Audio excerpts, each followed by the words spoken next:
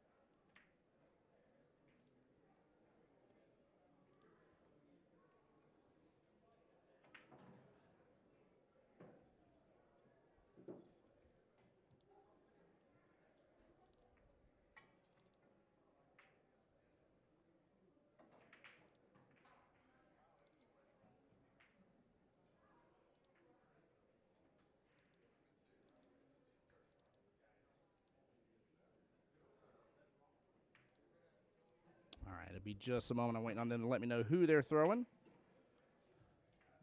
Team Rack Attack from West Henrietta, New York. Of course, our very own The Unhinged from Jacksonville, Florida.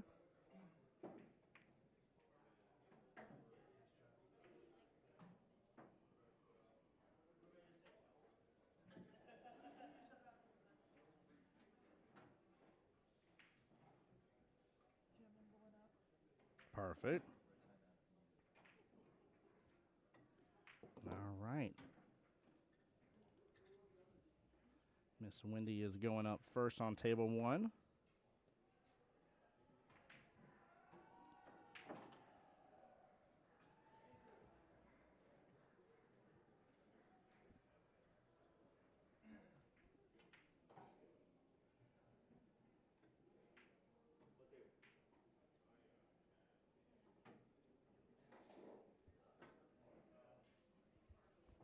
Guys, give a moment. They'll be walking by. I apologize about the extra shaking on the camera here.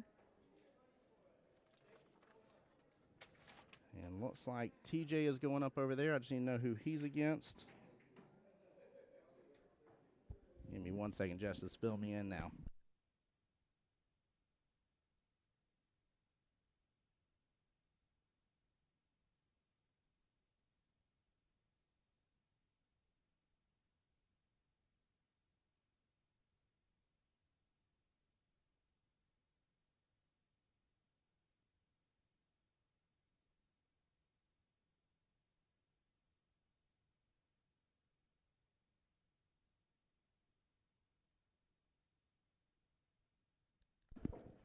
All right. Wendy versus David. There you go. They took my advice here. They're lagging from the other way. Let's go. I was about to get up about it. Thank you, guys. That is it. That's right. I was like, you gotta lag towards the cameras, guys. Towards the cameras. That was too funny. Both, what y'all didn't see on screen here is both teams swapped sides. That's pretty funny.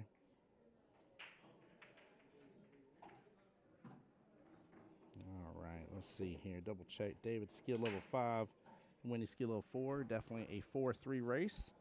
And then TJ is a skill level 6. Mr. Robert, captain of the team, skill level 6. Both a 5-5 race. So we got a 3-4 race and a 5-5 race. Good luck to both teams here.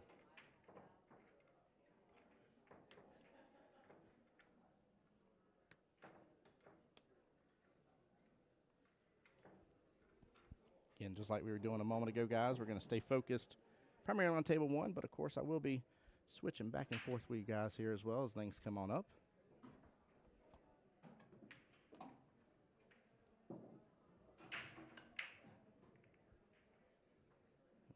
underway here.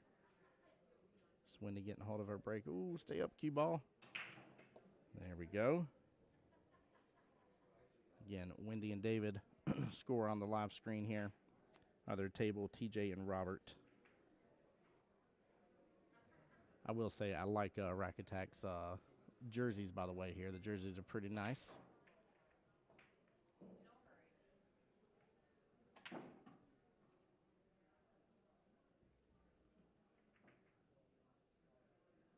So the table will still be open for Miss Wendy. She'll have her pick of the litter, if you will.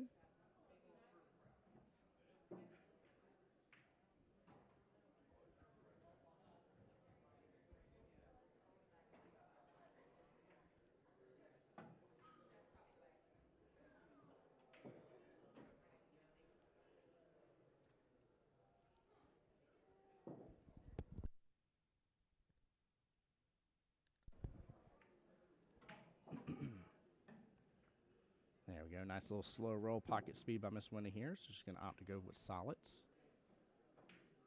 Got a couple good options up table here to be able to start off a really nice run. Use a little bit of the pocket there. A good shape for the 6 here. 7 and 2 kind of clumped up with each other. One's definitely in danger zone without a doubt here. Got 3 stripes here protecting it. And the 4 ball is not really in a great place. If she runs too much here, maybe in a little bit of trouble. As David may be able to play a nice little defensive battle against her, which would be a really good choice on his part. Well, she got 2s out of there at least. There's some separation with the 1 at least, so it can be seen a little bit closer. 7-4 got clumped up a little closer to each other. I'd say overall not a bad choice.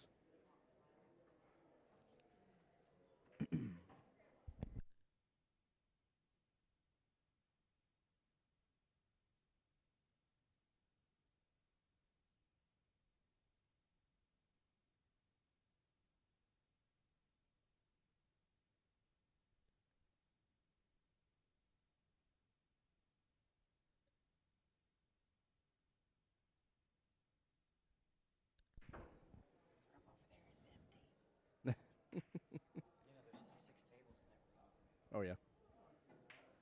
Well, Miss Mary Turner stopping by the streaming desk here, showing her love to the fellow Jacksonvillians here. Trying to keep eyes out on both tables here, guys. I'll try to switch back and forth as things happen. In fact, let's do a quick check on Mr. Robert again, team captain here. So looks like he's on stripes. Tough shot here, all the way top left-hand corner pocket on this. I like his speed, though. The speed will win the day on that one. That was a nice shot. Did really, really well. Letting the pocket do some of the work for you. Nothing wrong with that. Pockets are here all day. They're happy to help. Let them do a little bit of the work for you. Might as well.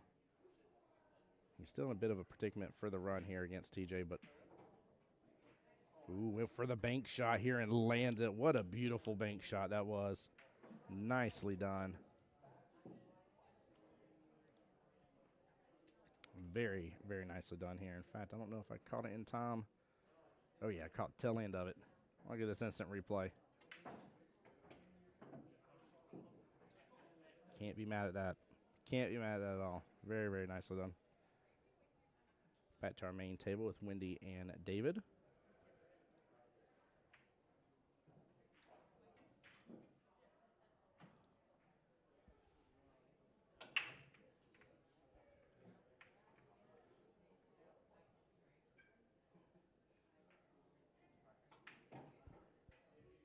Team Rack Attack come here to take out some of the moose and the moosin'.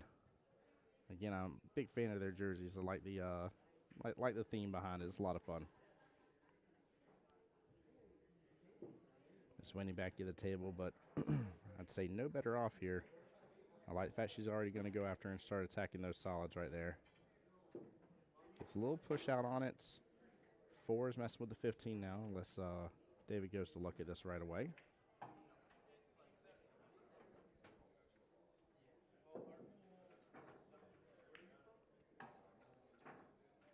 There you go. Nice pop by David. Very well played.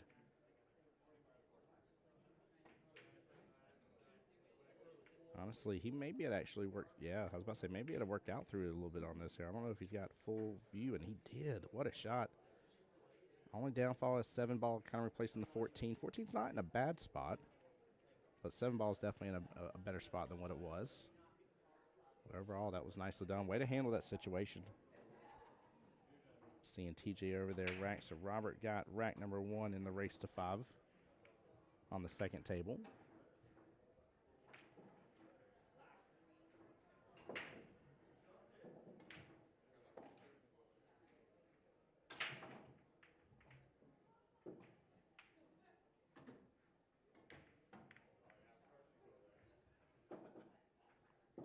David has removed that 7 ball out of that side pocket. Again, not really leaving Wendy with much, actually. That is not a bad leave at all. Cue ball's tied up close to the 15.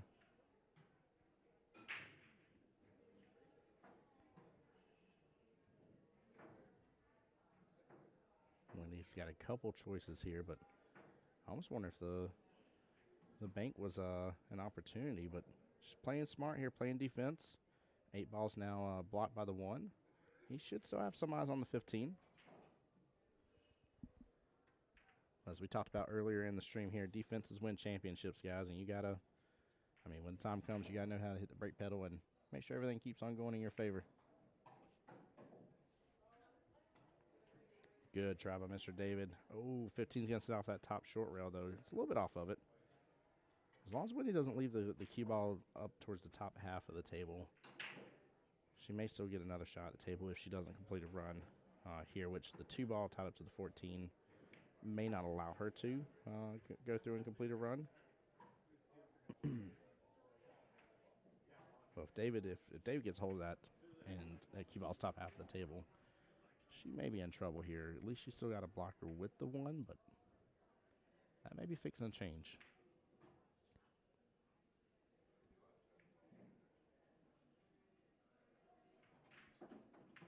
There we go, nicely done. Again, she's playing smart, playing defense. I think the 8's still tied up a little bit with the 1. Don't think it has a full window to that bottom left-hand corner pocket. David should still have eyes on the 14. I don't think he's got eyes, and I think 2's blocking for top left, so should still better clip it towards the top right, though. Yeah, he's definitely looking at it. That'd be a great choice. Guys, welcome on back to the live stream here. Show some love and support here. I know a lot of you guys from back home have been watching the live streams today from Jacksonville, so you guys asked for it, and there's an opportunity for one of our teams to be on the live stream, and came on back over and got everything set up and rocking and rolling. Plus, again, Team Rack Attack deserves to be on here as well. One of the New York teams that's down here. So show both of them the love and support.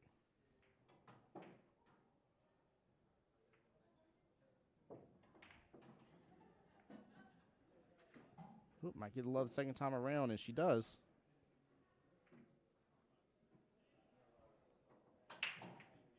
Really interested to see when teams decide to use timeouts here, how they're going to use it. We haven't really seen, I guess last one we kind of saw a couple timeouts getting used, which was nice to see. And in fact, actually I take it back, we did see quite a few timeouts in the last stream, the more I think about it now. But that is always like such a big factor to me on how your players do.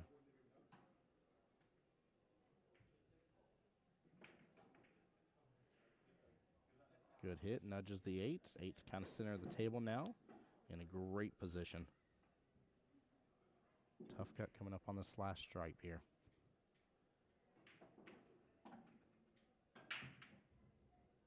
Unless, is he going for the bank? He might be going for the bank.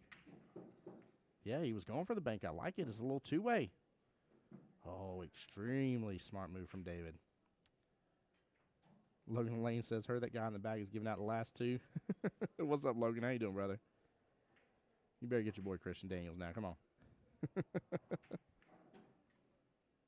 Sorry about that, guys. Getting a little bit of lag from the cameras here.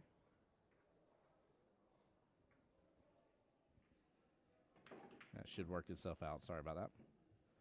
Nice job not getting stuck up on top of the 1 here. Ooh, 1 came to the defense, though, blocking the 8 in that left-hand side pocket. I'm assuming he'll go top left-hand corner pocket from here.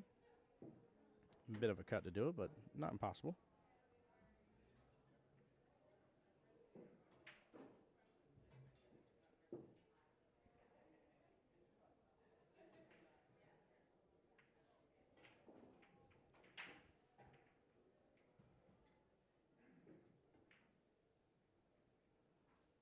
Smooth stroke. Oh, just a small miss. That was a good try by David. Yeah, it was very unfortunate. That one just kind of fell right in line, almost like it was like, don't you take out Wendy. Kind of odd turn of events. Good smooth stroke here. Nice pocket speed. Sets up perfect for the 8, top right-hand corner pocket. Wendy will have her stab at it, which this could be a big first rack if she ends up getting this.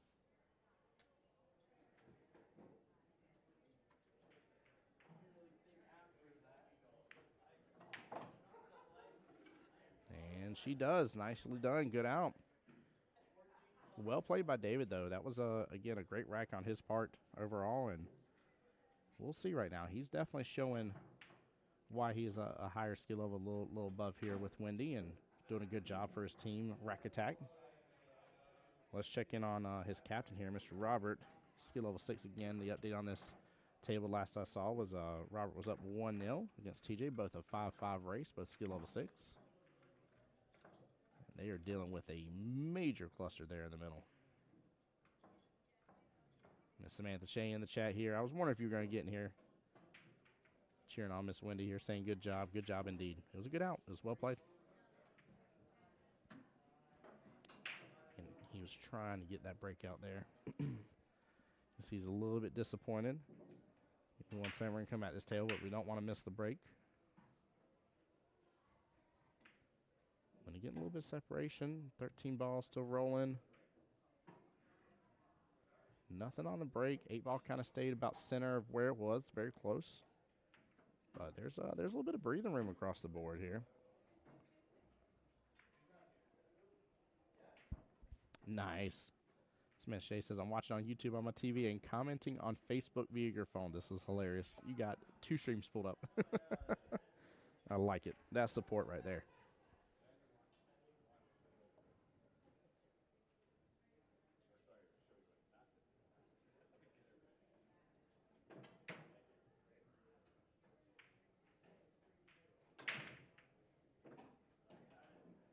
TJ with ball in hand here can kind of slow play this a little bit. Work through a couple. And then play a defense. He's trying to get the breakout right away. He got a little bit of separation there. Some of the power was lost, but it came back enough to open up a little bit of breathing room. Nice little carom off the 15 there. Oh, no, he scratched. I did not expect it to go. Back over here with David and Wendy.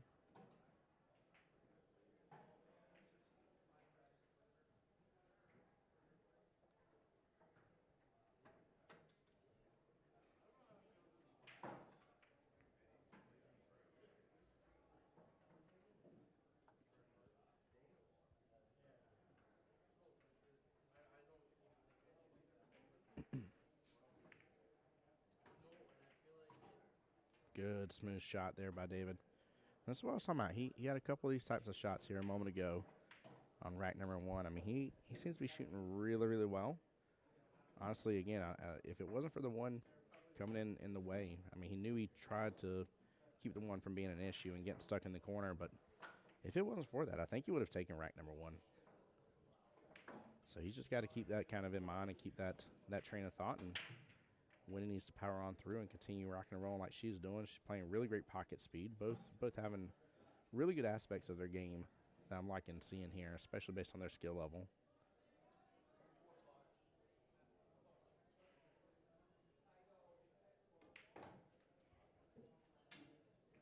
There we go. Playing it smart here. Nice little stop shot.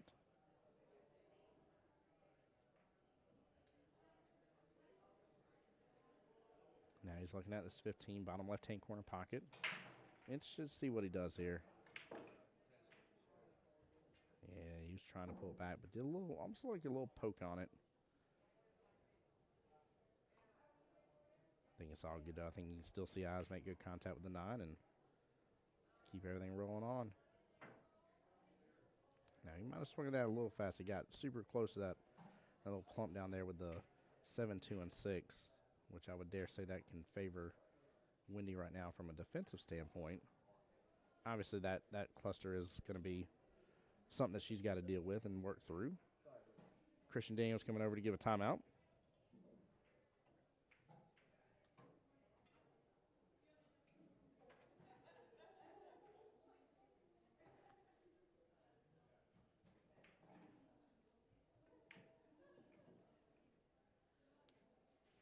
Nice smooth stroke there forward. Oh, I'm sorry. I think Christian's giving time on another one. Forgive me. I was like, where'd he go? Let's take a quick gander. Ooh, 8-ball sitting in the pocket. That is not a fun position to be in.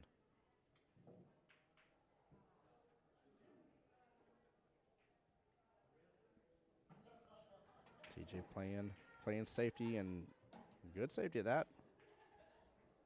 Very, very nicely done. Robert may opt to go all the way up table, though, and come back down. There is still a window off the top short rail for him. We'll come right back to that here. Let's check back in on the other table between Wendy and David.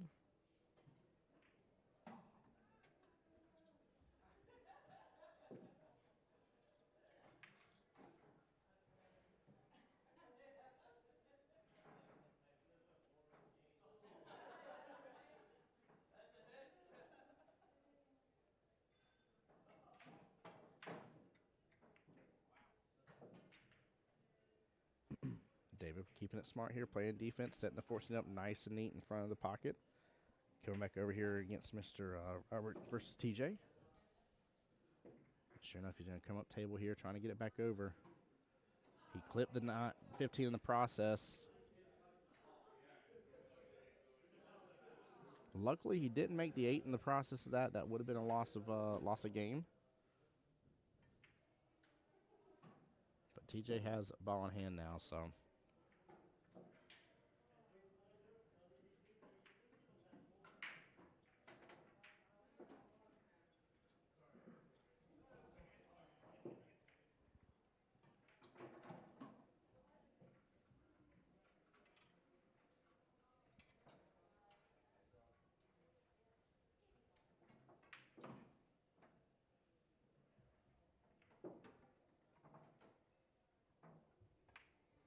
Wendy on table 1. Just working through the table a little bit, getting in a nice run, nice groove. TJ taking a minute. We're going to swap back over while he's taking a look at this table here and trying to really determine the run. He's kind of got to make it happen from here, though. Don't want to say do or die, but essentially do or die on this rack.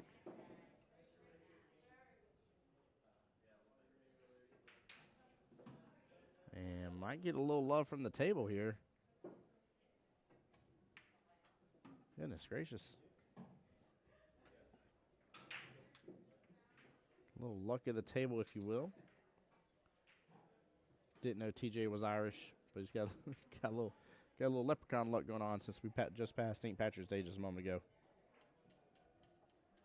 Bat to Miss Wendy over here, shooting 7-ball, bottom right-hand corner pocket. Nice smooth stroke. Sets her up just beautifully for the 6.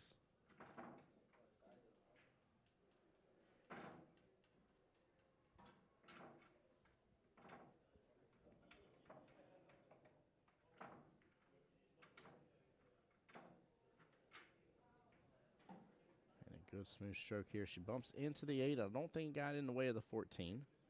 But David should have good eyes on this, and I'm assuming just based on the angle here, he'll come off the top short rail and have the 8 left-hand side pocket. And a good out there by Mr. Robert. Nice little one-railer. Robert up 2-0 against TJ. Logan says some people are scared to play that safe, TJ, right? Tell him, Logan. And a good out from Mr. David. Well played. 1-1 over here.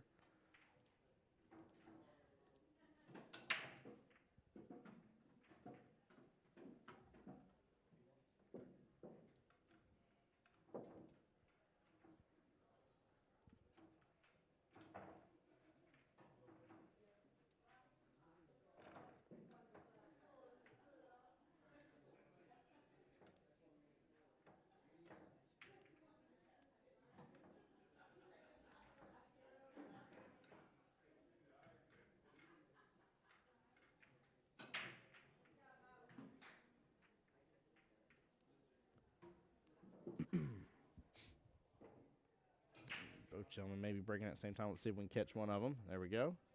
Ooh, got some movement on the 8. Nice little break from Mr. Robert here. Nothing on it. It's going to be open option for TJ. Check back in on David. 8-ball got a lot of movement. Look at that on the top half of the table.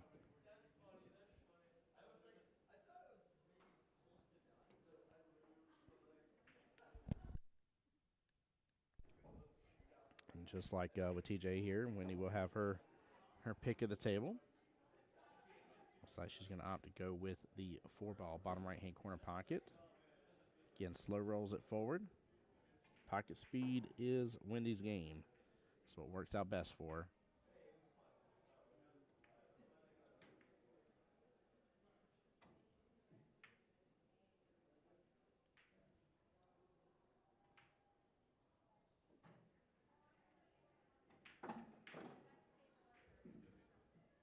Ooh. Wendy says, don't worry about pocket speed. I got a little oomph in me. That's a good shot. Great run so far.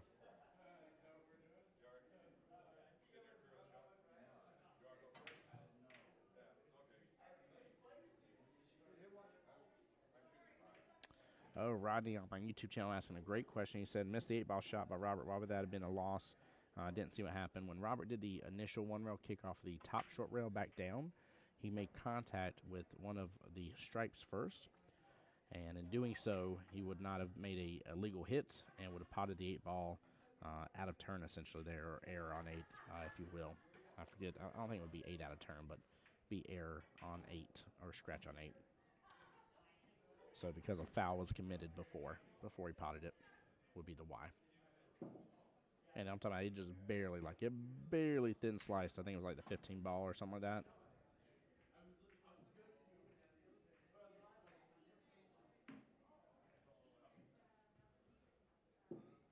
When you're trying to scoop that 2-ball behind that stripe. Again, not a bad position that's in.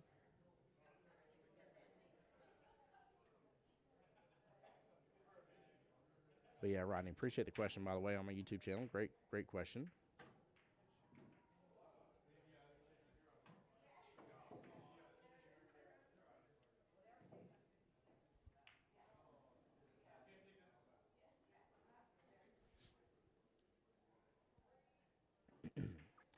Huge opportunity right here for Wendy.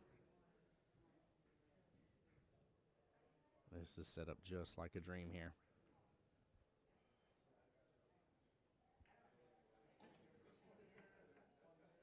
Good smooth stroke after smooth stroke after smooth stroke, and get the victory on this rack.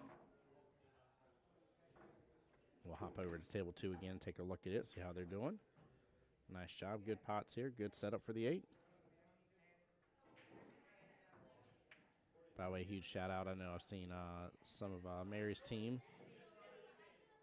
Team Mayhem over there from the women's side, coming by checking in on the Unhinged. Also, we got Ron Hauptwinger over there hanging out with us. Again, it's always nice when you see people from your area here coming to support you on the live stream. Let's see how we're doing here. Robert versus TJ. Hey, Chili, welcome back to the live stream.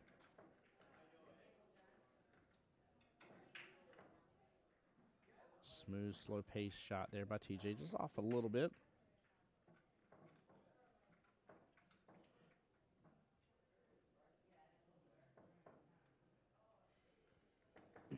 That was definitely a good touch by Wendy. 100% right, Logan. When you see a setup like that and you know that pocket speed and stuff is going to win the day for somebody like Wendy who enjoys shooting pocket speed, that is, again, her forte. That is what works well within her caliber that she likes shooting. It's really cool to see. Oh, unfortunate scratch on the break. 8-ball was not potted, so she's good. And we'll be ball in hand to David. Keep eyes out here on TJ versus Robert's match.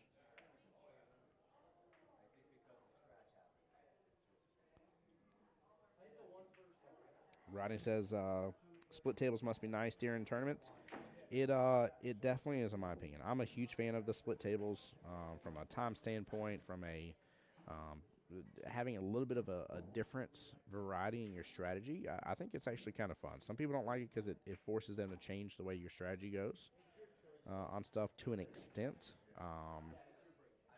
But I, I don't think it's that big of a deal. But again, from a time standpoint and everything, I like it. And plus, also, there's something to be said as well. Like when it's you and another person, especially 8 ball, right? And you both pot the 8, and you're both breaking at the same time. Like get a little fist bump action going and stuff. Like there's a good feeling about that.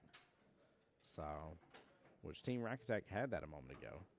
Yeah, they were both on the break. So.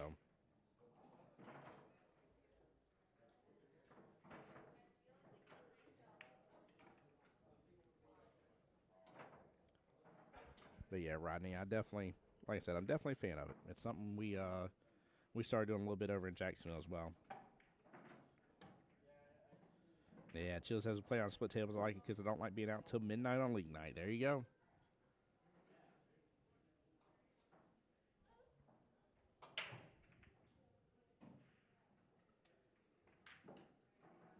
Nice, smooth touch there by Robert.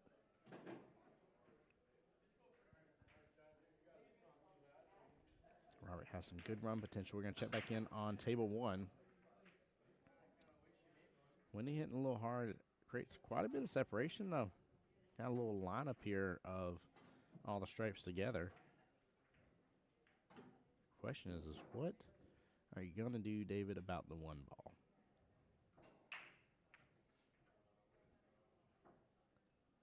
Is there enough room for him to mess with that 14 out of the way? There may be. He could possibly take over this pocket. I like the speed. Ooh, I like that speed a lot. Very smart choice.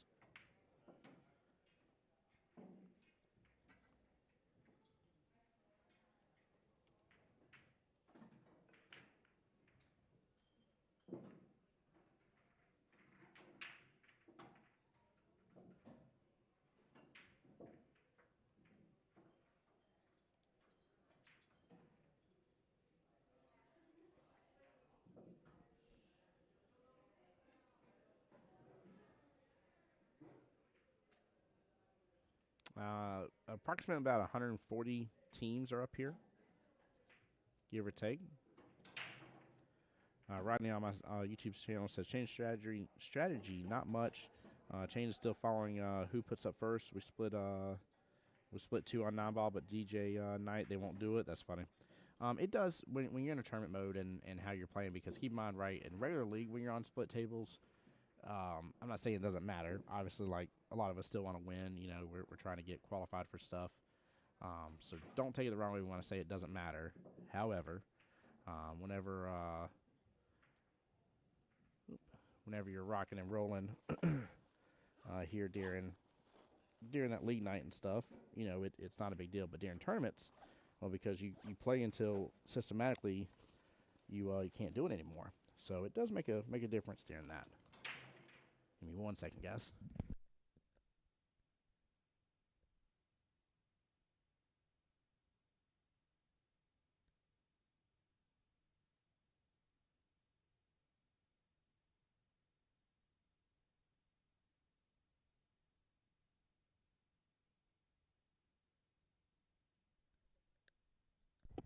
There we go.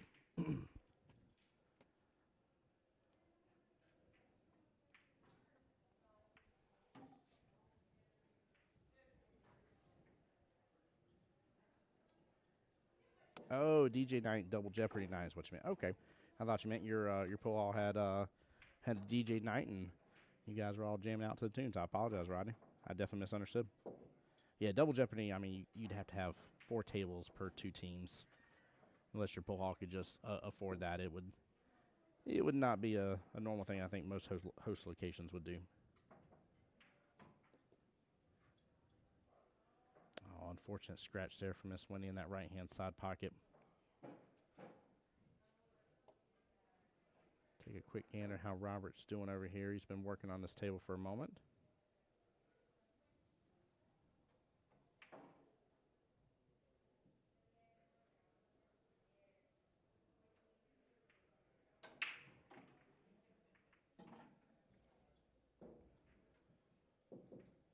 Smooth speed here. Just playing real smart, real defensive. Keep it up here. We're having a little bit of timeout by the look out for Mr. David. Nice time indeed with ball in hand.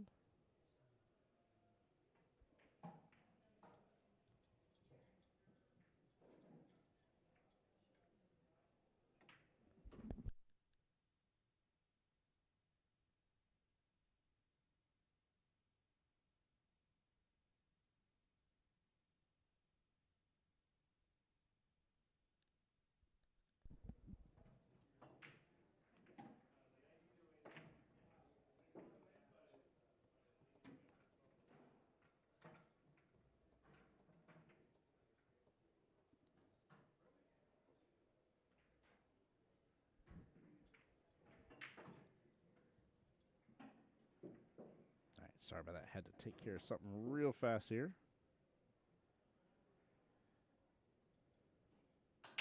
Chili asking the question, what's Double Jeopardy? So Double Jeopardy nights means that you have a team playing both 8 and 9 ball. So you have a roster for both. So usually on one table, you got 8 ball playing. On the second table, you got 9 ball. It's normally your one team versus another team altogether. Really, really fun. Double Jeopardy, I would say, is probably one of the most common ways that people play within the APA.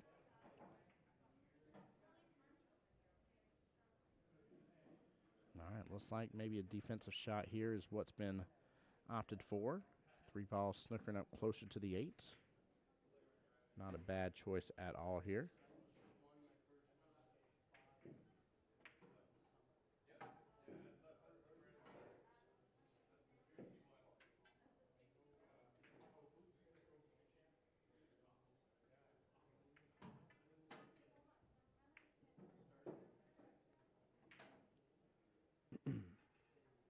I'm assuming Wendy is doing that on purpose. That is a smart play. No need to break anything out here.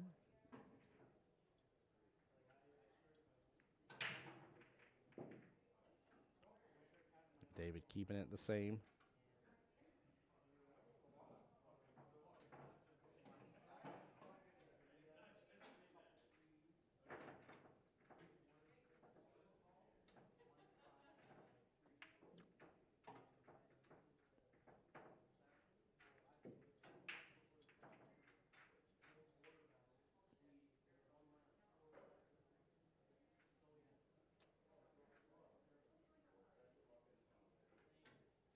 Ooh, David going to go for a 1-rail kick here. And looks like he made no contact. Ball in hand. Wendy looks right back at Christian immediately here and says timeout. While they're talking real fast here, we're going to switch back over tables.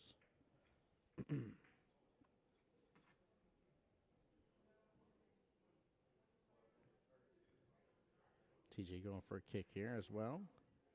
Clips into the 9 here and actually gets snookered right up behind one of the stripes here. What a kick that was. Nice little defense. Quick little instant replay of that. That was making some magic happen right there. Wow. He has snookered Mr. Robert up pretty intently. And that was, wow, that was very good.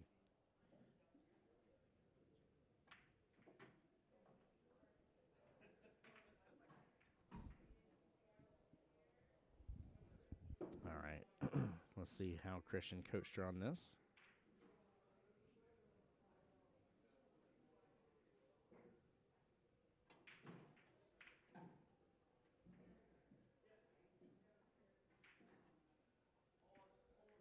Great plays here. Both players really thinking smart with the defense. 2 ball snookered up with the 9 now.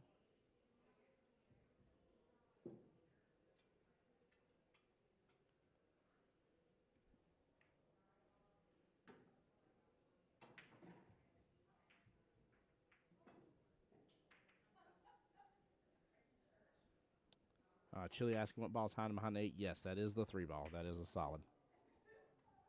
And both tables are in a little bit of a defensive standstill, if you will. This is actually kind of interesting that both tables are kind of going through similar situations. Wendy with a nice 1-rail kick into the 9 off the top short rail.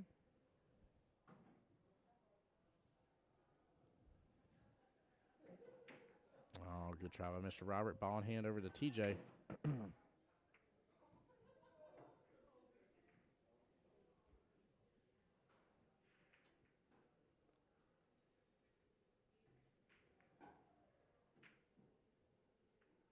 When he clips into that, takes back over the pocket. Both players refusing to try to do anything about this 3-8 situation.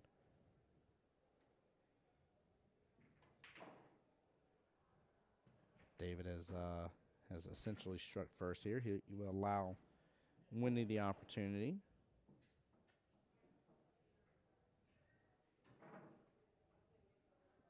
Wendy looking at a cross bank action here on the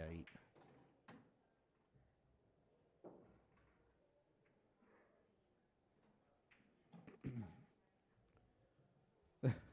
Justin, you better stop it.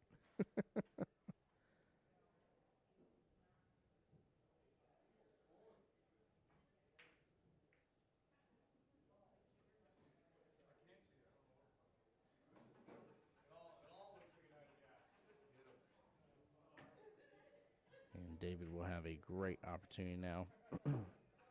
Dave's going to pop this 2 top right, 3 bottom right. Ooh, careful there.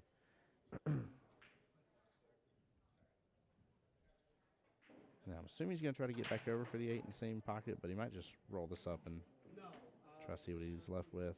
Yeah, he does. He's going for the 8 bottom left-hand corner pocket.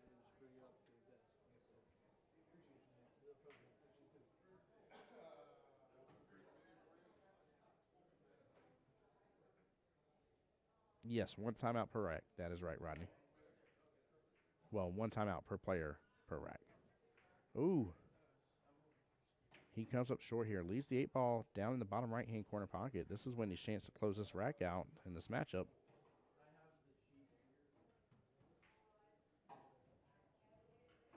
And looks like on the other table, Mr. Robert got another rack here. Should be up 3-0 against TJ.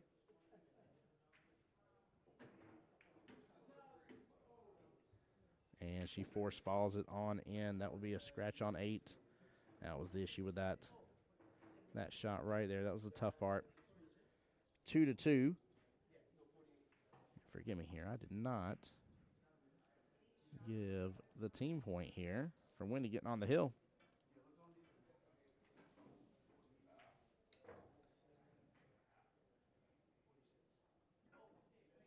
Yeah, LQ, he did. He jacked up a little bit and missed that shot. That definitely added a little extra variable into his shot selection. 90% sure. I know. I swear I just got a... That's your old notification, TJ dude. offering a little bit of comfort over here to Wendy. I can really start getting your head. She's got to be able to shake that off.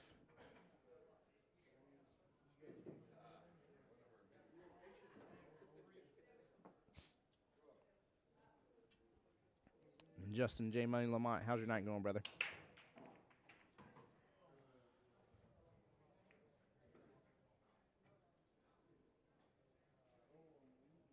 Again, this matchup is TJ versus Robert. TJ skill level 6, Robert skill level 6, both race to 5. TJ down 0-3 right now.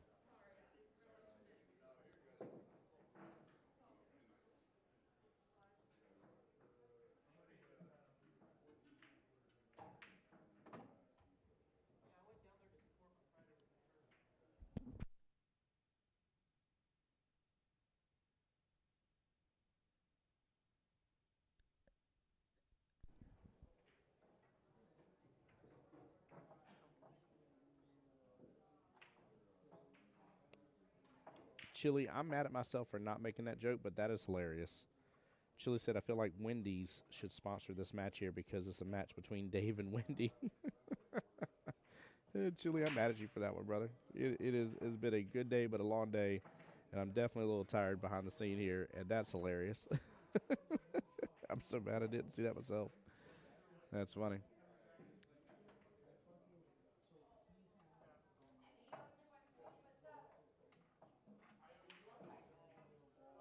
Yeah, correct. LQ timeout being jacked up adds extra spin. Yeah, it definitely being jacked up, causes you to not hit on the cue ball where it is that you're looking and thinking that you're initially hitting in a lot of cases. And yeah, I mean, at quite a few points of time, you absolutely add an extra variable of spin on something that you never meant to do. Justin says, doing good. Wish I was good enough to play in something like this. Oh, you mean like in Vegas coming up?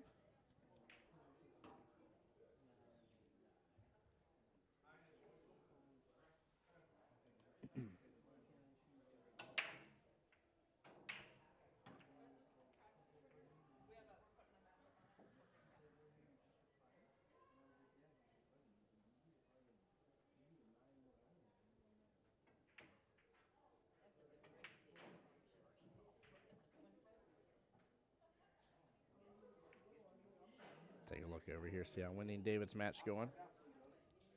Just said, yes, sir. I'm locked in. Good, brother. Good. I'm glad, man. I know you're looking forward to it. Same here for sure.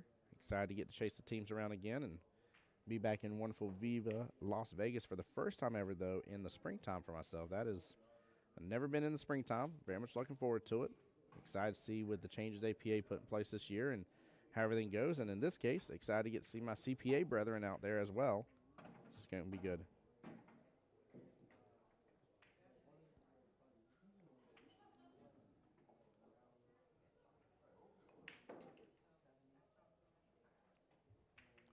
Rodney over there talking about how much good support he has on his team as well. In fact, they try to help him improve. And, yeah, I use the Pop-Tart terminology, too, when I see people on my team, I know we're doing the little pop-up stance. I'm like, you're not a Pop-Tart. Quit quit doing it, It is pretty funny, though. Chile says big tournament in my area called Rally in the Valley in Valley Forge. Yep.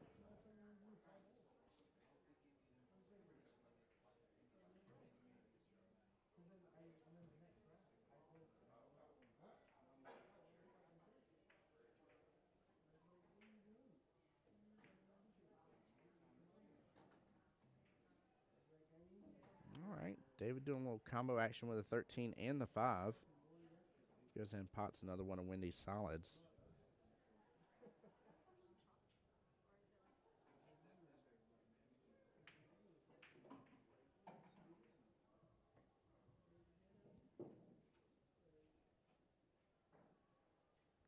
Both players kind of getting down to the nitty gritty of all that mess that's in the bottom left-hand corner. A ball goes rolling. Oh, it's going to sit right outside of that pocket. This is going to be a wild rack. This is going to be extremely wild. Wow. This is one of those racks you could end up seeing a stalemate to an extent.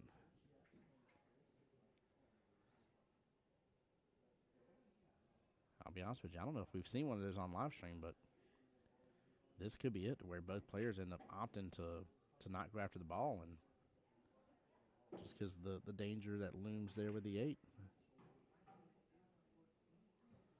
In fact, I'm a little surprised David's even hitting that as hard as he is.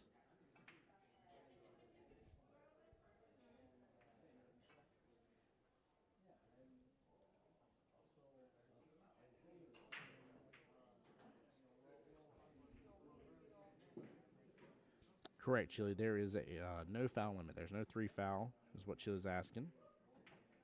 Chili says, can't wait to see how this plays out now. Yeah, this is Dramaville right here is what this is. Listen, while they're doing a timeout here, we can't see table for a moment because where Christian's at, so we'll give it a moment on the other table. But I promise you, before she takes her shot, I am going to hop back over to that table here and see what they kind of decided to finagle here.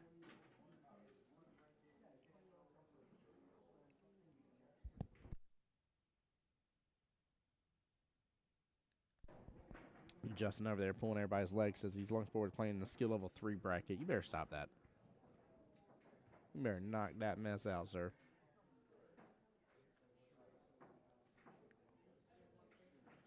Rodney, that's what I said. I was saying this rack could end in a stalemate. It is definitely possible.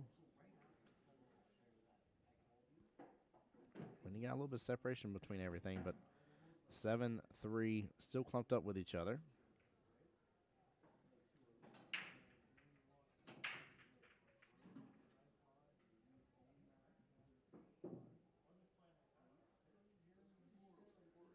David here taking a look, thinking of doing the back cut here, top left-hand corner pocket. Ooh, hits a little hard. Good thing it still went a little bit further to the right here and didn't close up there, going to the left and maybe bumping that 8 in early.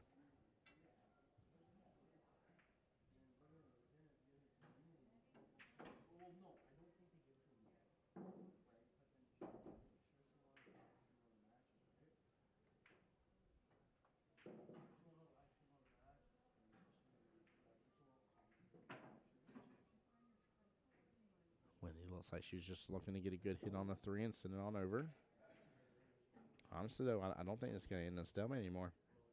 8 has a way to get down there bottom left-hand corner pocket just fine. The 7 is not blocking enough of it to where you can't clip it right on in that corner pocket.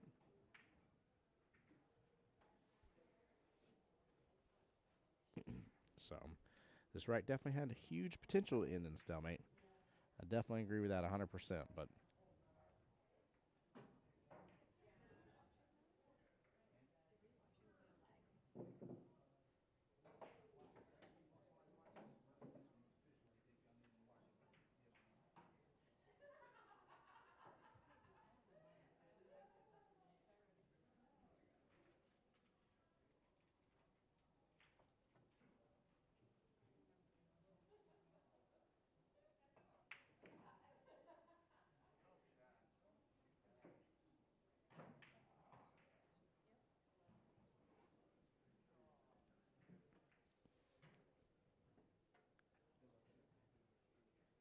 chat, in fact, here, I know we got a couple of us, but for sure, who's already set up to go to Vegas in the springtime here?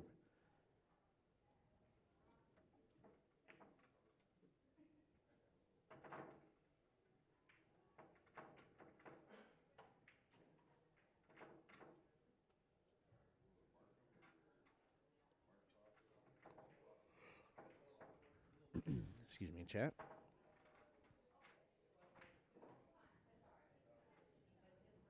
I feel like there isn't anything for David Lewis to be trying to swing at that 11. I think the 8 goes by just fine bottom left, so he needs to attack this 11 ball and get this rack here and go beyond the hill. Not sure if he's worried about, potentially scratching here and making contact with the last solid over there around the 8, but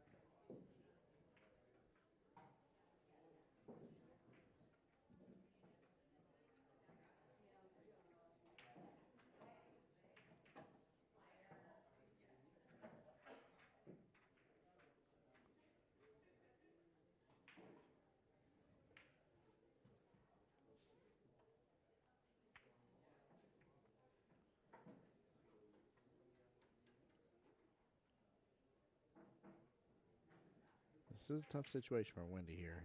I don't know.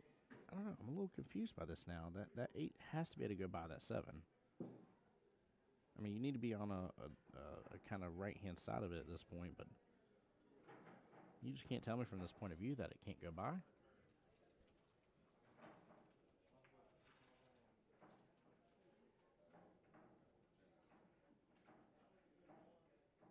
Oh, nice. Rodney says going out there to join up with Lay's team and not participating, but other than minis, nice. Minis is a great thing to go do there. We've had multiple people from our area that want to just come out, support some of the teams, get some minis in, and call it a day. So, nice. You're turning 40 the day that we're leaving here. You got just a couple years on me, Rodney, but happy early birthday to you, my friend.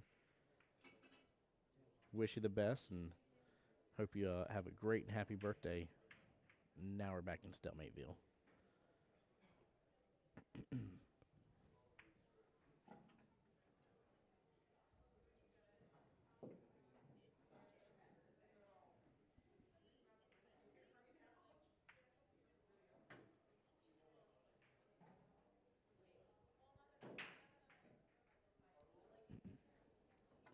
Yeah, this is...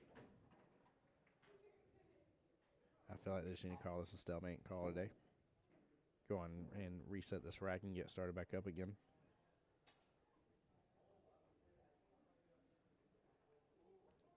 highly doubt either player is going to actually look to go make this shot.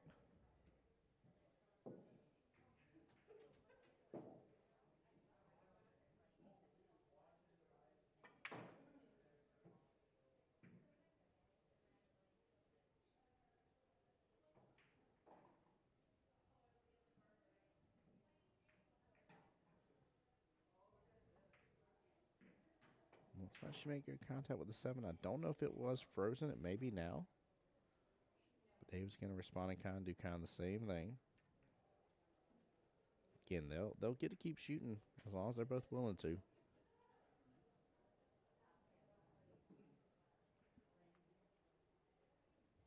Winnie picking up, going ahead and handing ball in hand.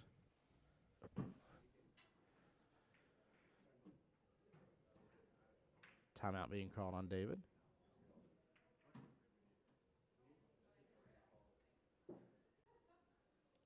David not wanting the timeout here. However, it has already been suggested by the teammate. And he just noted on the rules. Yes, timeout will be used. Chile, I agree. It did look like it was frozen based on the way the cue ball bounced. Yep, I definitely agree. It could have been.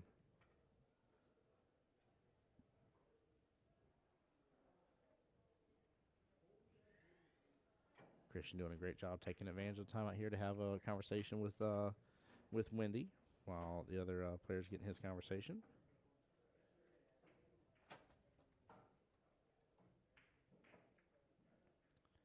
Wendy going to continue to give ball in hand.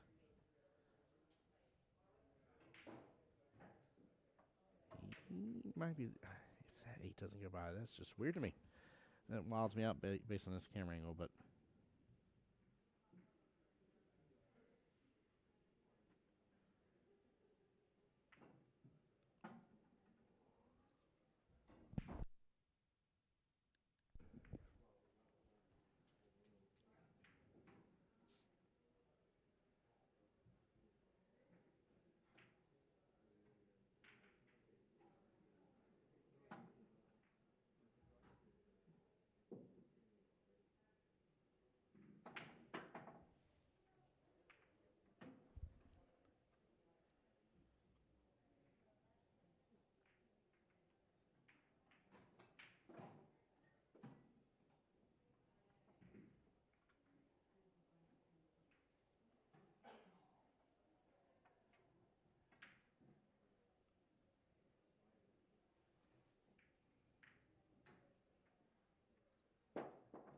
Again, just back and forth here.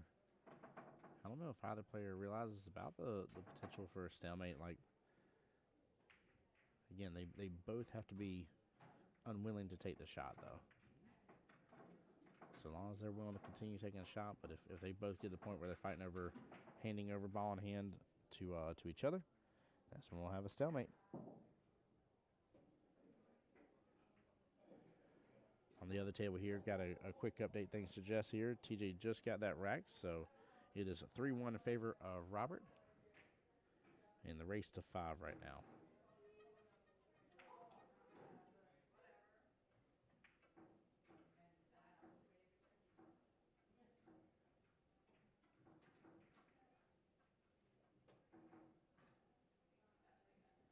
David checking real fast, make sure it was in fact ball in hand.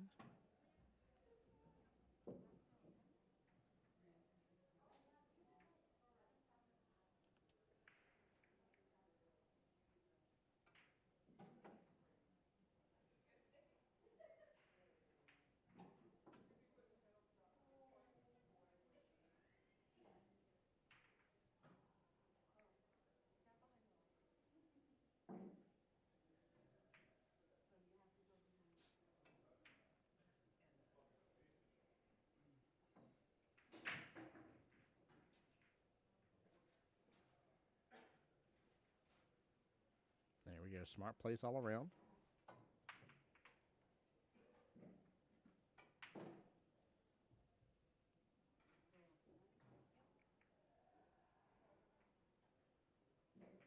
Nice little defense battle here, back and forth, but now finally everything is kind of opened up here.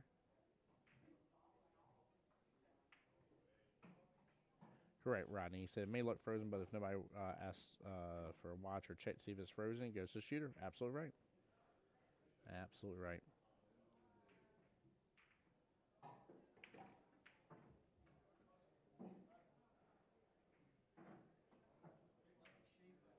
David made a good shot on his last stripe here, but very close on that 8. Close enough that it may be worthwhile if he decides to go for the side pocket for a while. I mean, yeah, maybe worth for watching. No, he's going top right.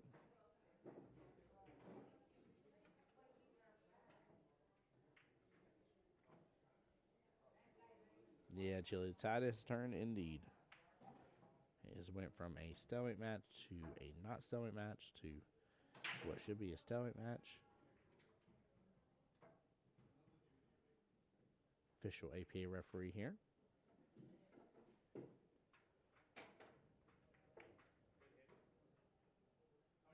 And looked good to me, and it was called as so. Nicely done.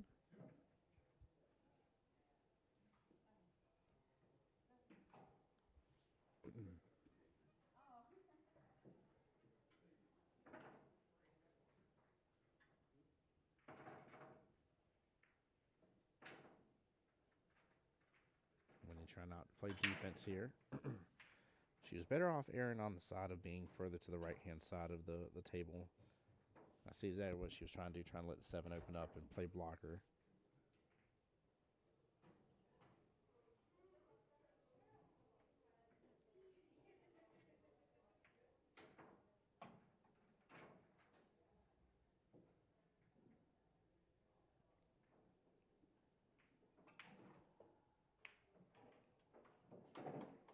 There we go. Nice out from David here. And we got a hill matchup on our hands. One rack to rule them all.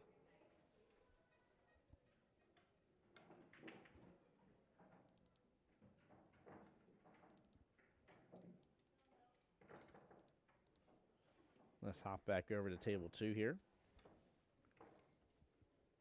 Watch was to see if it was going to be a good hit.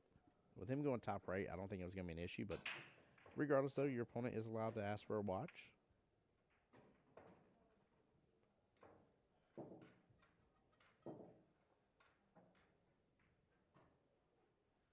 And Mr. Robert with a good hit there on the 7. TJ's got work to do with the, looks like 15-11. But some run potential here if he doesn't overshoot. Hey, Ian, what's up, brother? Welcome to the stream. Glad you're here.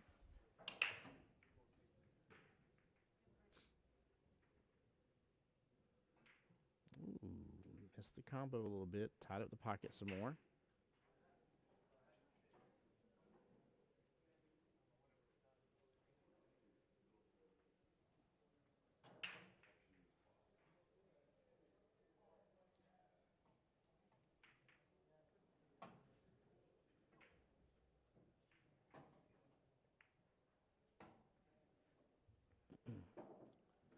Small miss for Mr. Robert on that right-hand side pocket.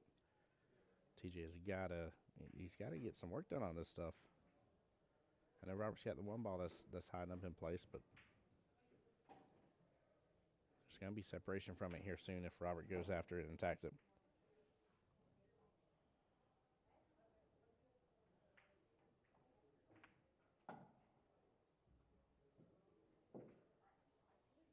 LQ over there on my YouTube channel liking both teams' shirts here, saying they both got cool shirts. I wish the APA/CPA would have been shirt merch. Oh, you're talking about like a shirt that has both logos on it by chance here, or just says APA/CPA on it by chance? I don't know. I think that'd be a pretty cool idea.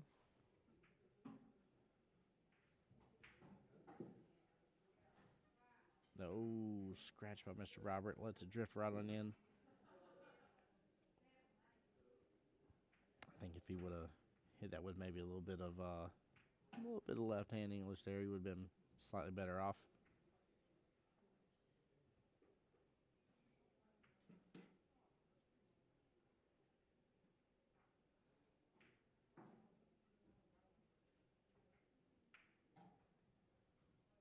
I'm assuming TJ has a view on the 15 ball, or he's just willing to leave it there as a blocker for the 1.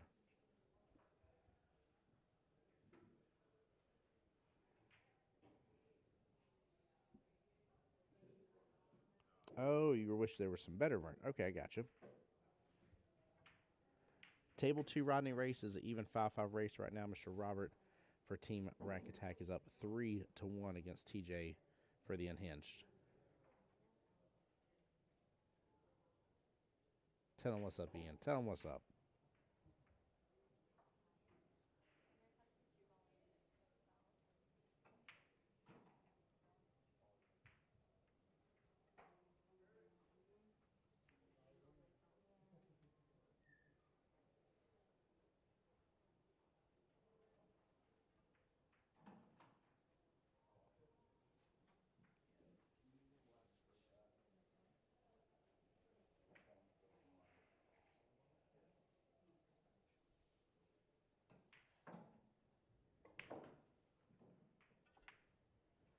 Checking on David and Wendy here. Hill Hill Thriller.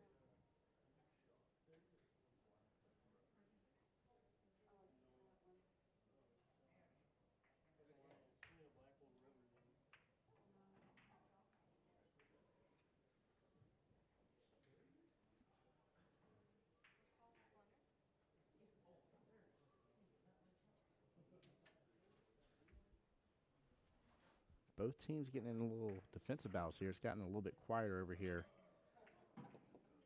in the Mini Mania / Arena room.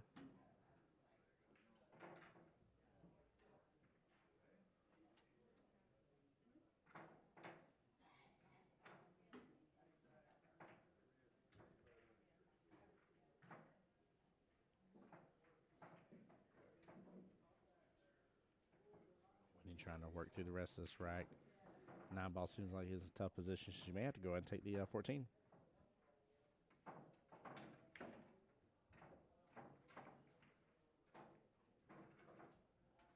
She gets a little bump in everything. Opens up a little bit of window, actually. That's a good opportunity. She might be able to run with this.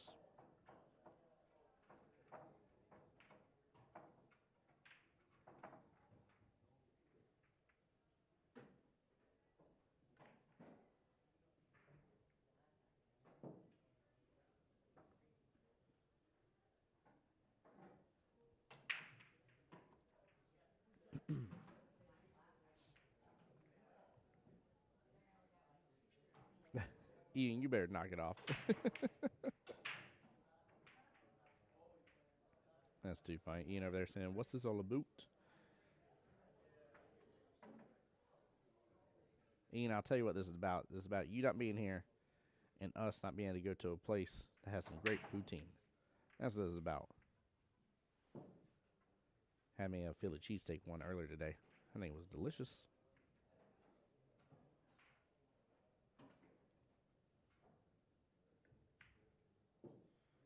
Yeah, switching between 2 tables. Yeah, we got side-by-side tables. 2 matches going on, match 1 and match 2. We may be an hour into this, but both tables have had like some really good defensive battles back and forth. So they're going a little bit the distance here, a little bit longer than what you would expect at first, but there's a good reason why.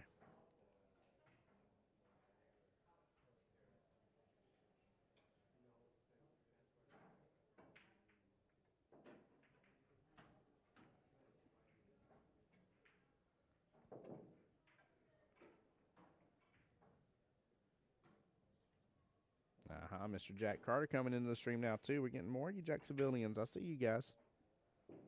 Come on in, guys. Show the Unhinged the love and support. The times that we're about to be 12:30 here. We're playing late, guys.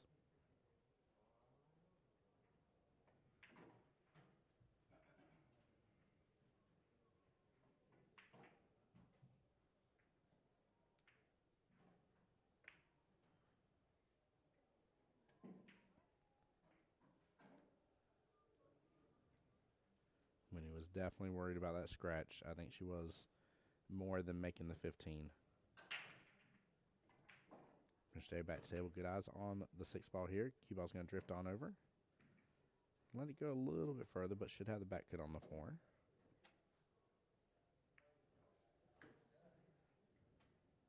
Come on over. Nice little 1 rail. Nothing crazy. 5 ball, bottom left-hand corner pocket. And will likely end up taking the 8 in the same corner pocket.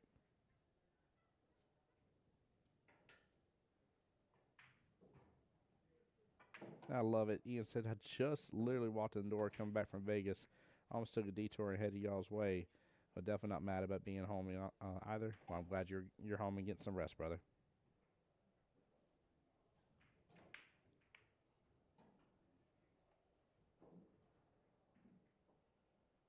Oh, LQ, I would be all over them fries. LQ said, you need to try the Newfie fries, also known as Newfoundland fries, poutine with stuffing. Yeah, I met a very kind gentleman from Newfoundland at one of my events I was traveling around doing. And it was a lot of fun to get to meet him. Bought me a beer. We shared some stories, had some good talks. It was really, really good. Very kind gentleman.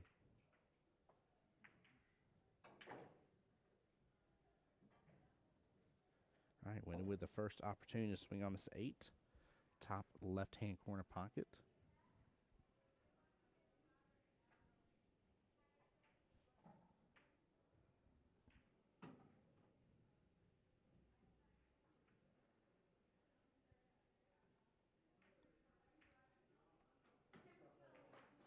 And gets it. The Drama Llama is in place.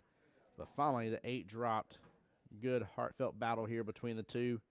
Nice hug right there at the end as well. That's going to get Team The Unhinged up 2-1 now. We're going to switch on back over to table 2 here, get everything updated.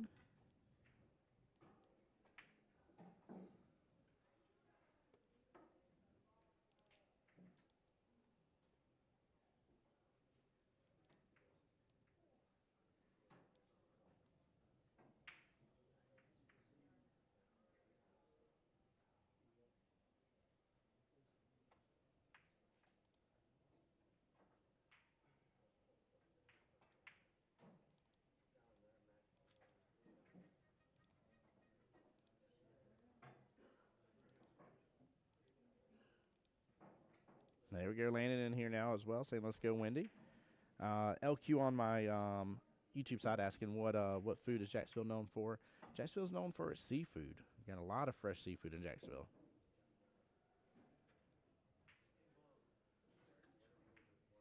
Nice shot by Mr. Robert.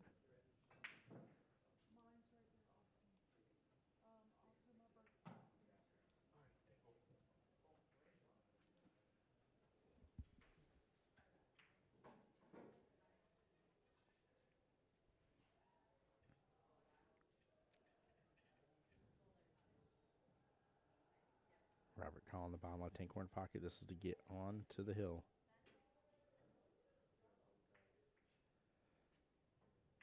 Just take an extra moment. I'm assuming the line's not quite there on it.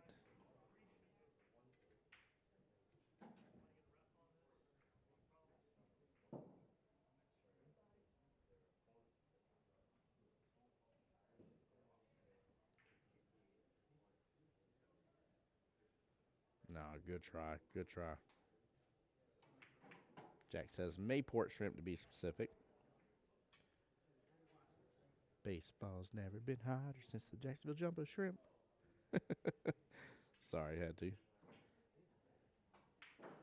Ball in hand. TJ trying to play defense.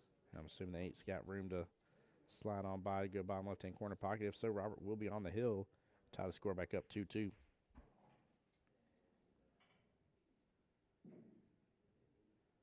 Oh, yeah, Rodney. You're probably talking about one of the fish camps. Rodney, familiar with a restaurant right on one of the rivers here. Had some amazing gator tail. Yep, one of the fish camps. There's a lot of them.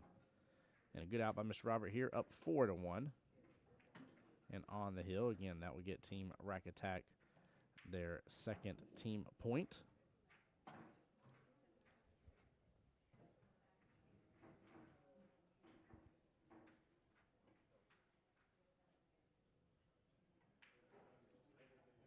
Let me find out who Austin's opponent is.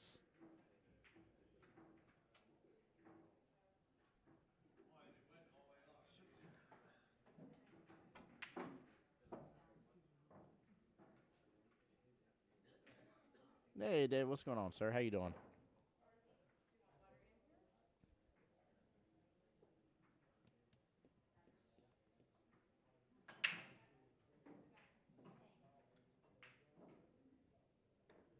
And Looks like he is against Miss Aaron.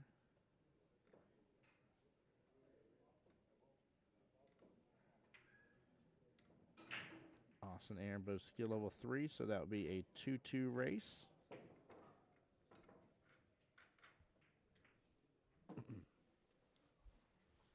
Back over to table 2, match 2. Again, where Robert, captain of Team Rack Attack, up 4-1.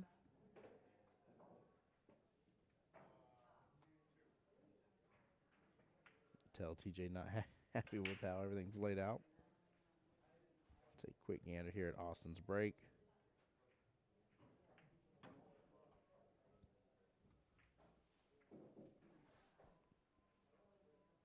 Nothing too crazy on the 8-ball. Really not much movement there. A little bit of cluster with it. Lots of work to do with this match.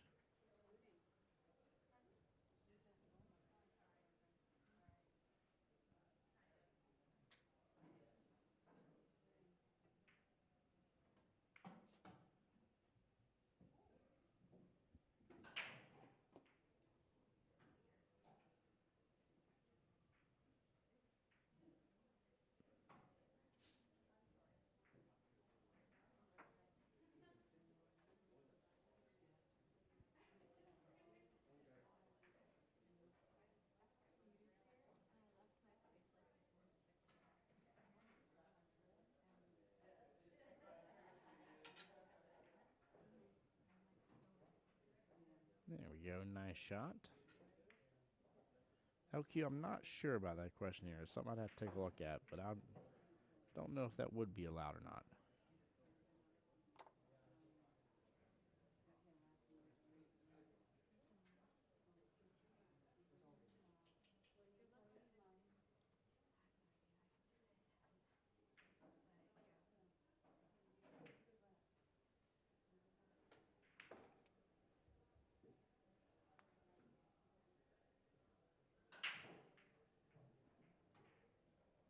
Guys, give me one moment. I'll be right back.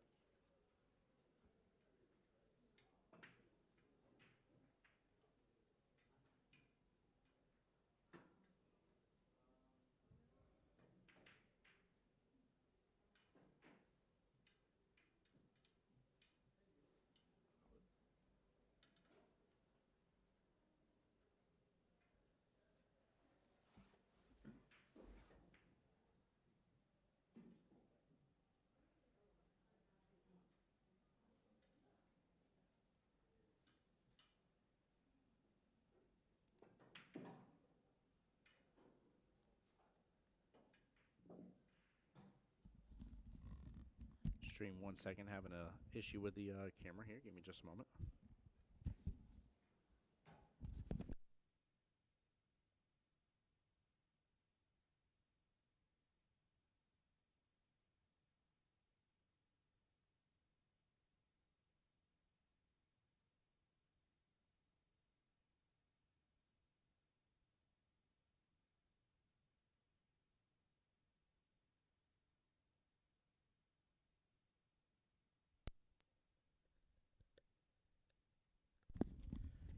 All right, sorry about that.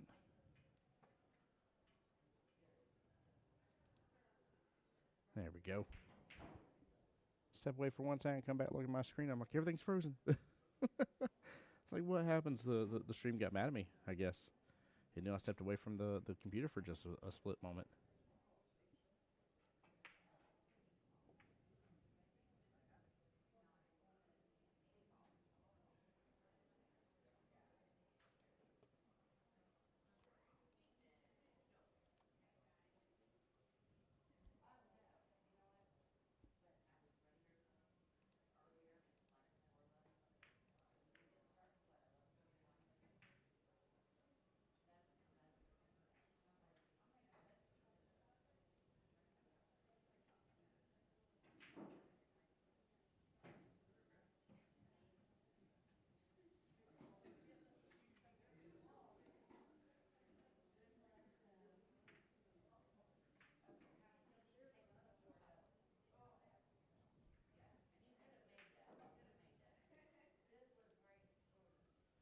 Yeah, I'll be honest with you, LQ. I don't know where in the rule book that would be. To be upfront with you, LQ talking about if it's possible to use a down ball to see if a ball will go past another one. I'll be honest with you here. I've not seen that done before, and so a couple places I could think to look in the rule book. I don't know that's there. I tried a quick gander, but it's a good question.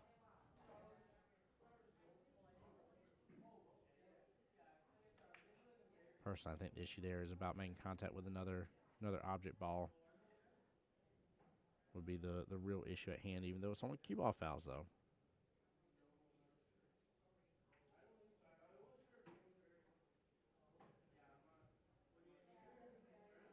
What's going on?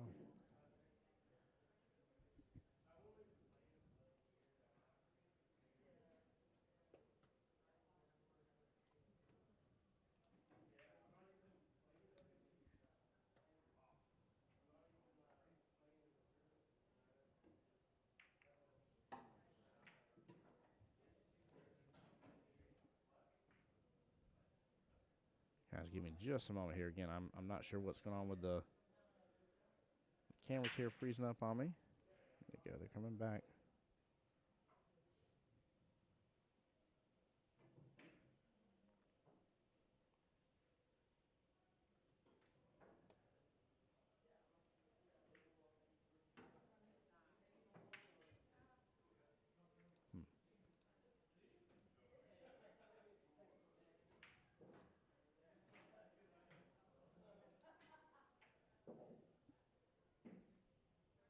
All right, give me just a moment, guys. I'll be right back.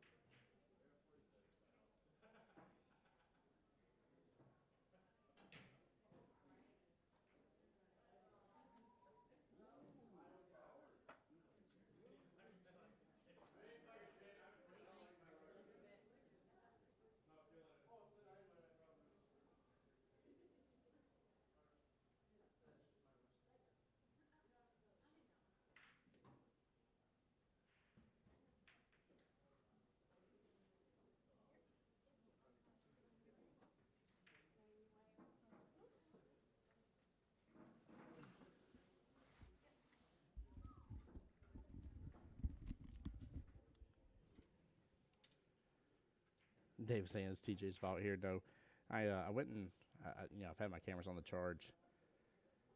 I don't know if that's what's causing it to magically freeze up tonight. It has been a good day of streaming, and equipment does like to have a good reboot and refresh. But I went in and unplugged them from the charger here. They might be getting a little toasty.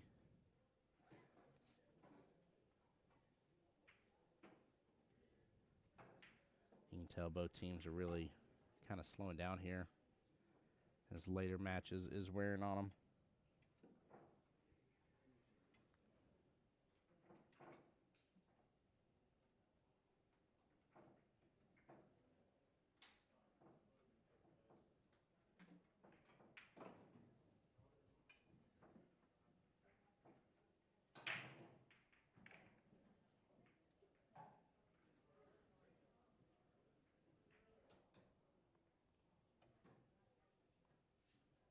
Nice speed there from TJ with one ball, bottom left-hand corner pocket. Good eyes for the 6.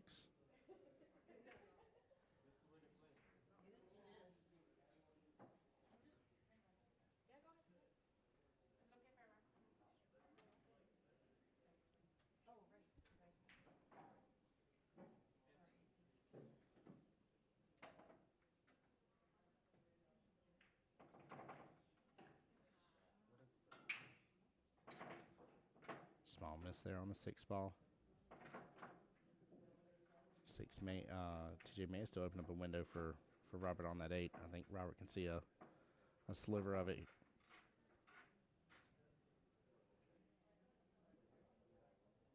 Take a quick gander over here on Aaron and Austin's match. Again, both skill levels 3, race to 2. Austin in a bit of a predicament here. 7 and 2 ball. Sitting over there on the left-hand long rail. Definitely problematic. Austin asking for a timeout here from Christian. Keep in mind as well, guys, teammate that is playing can ask for a timeout. The team can reject said timeout, and one will not be charged here. However, if your teammate suggests a timeout, then you might as well take it because one's going to get charged regardless.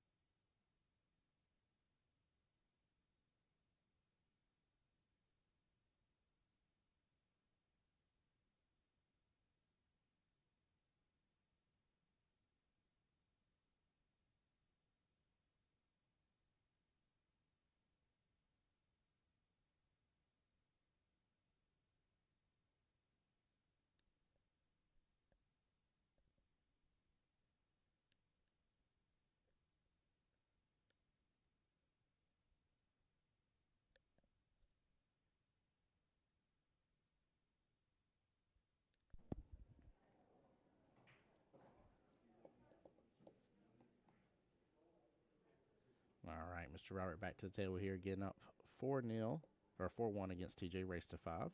Has eyes on the 8. He can make good contact with it. Maybe he can get a little closer to the pocket. TJ's trying to play smart about that.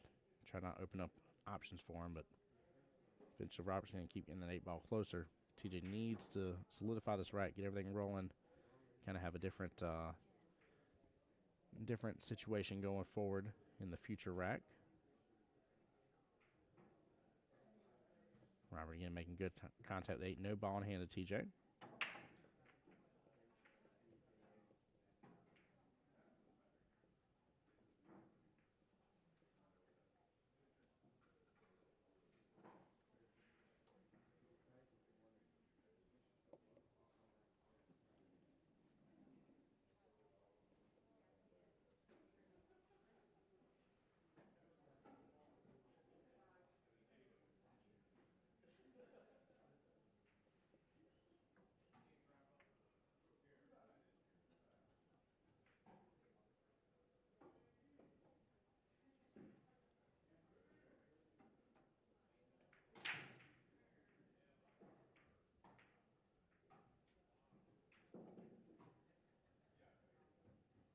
TJ's now getting this run going a little bit. I'm assuming the 7 has room to go past the 8 bottom left-hand corner pocket. If so, this run should be done and over with. We should be on the next rack. If it didn't here, he definitely want to play defense, so I'm guessing that 7 did not go by.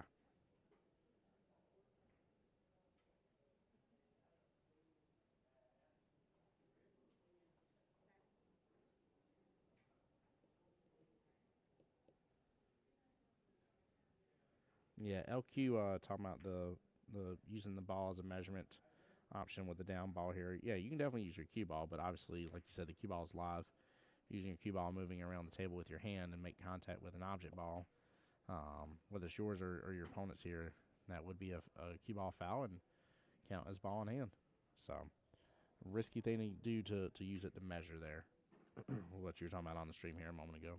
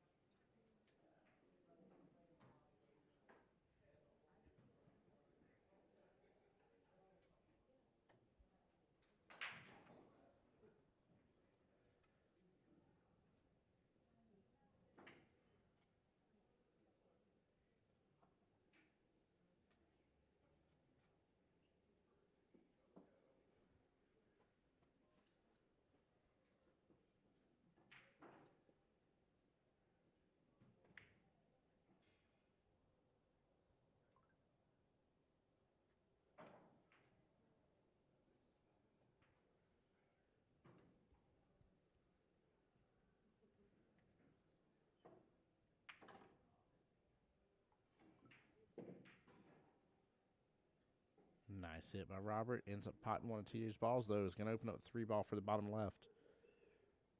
TJ, again, needs to close this out right here. I know time's wearing on them a little bit, but this rack needs to be closed out. Move on to the next.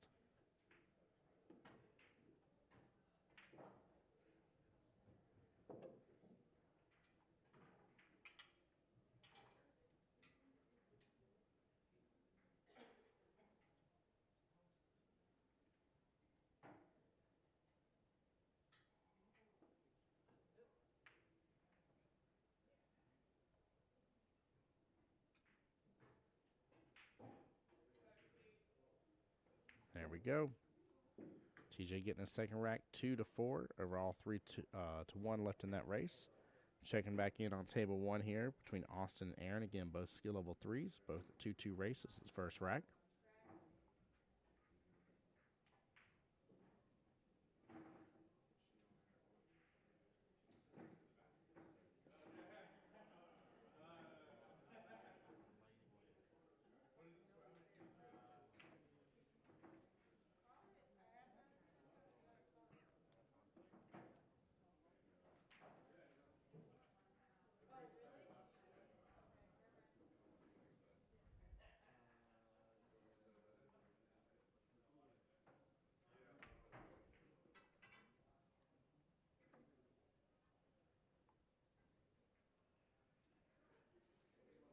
Not sure what was being discussed on the table here.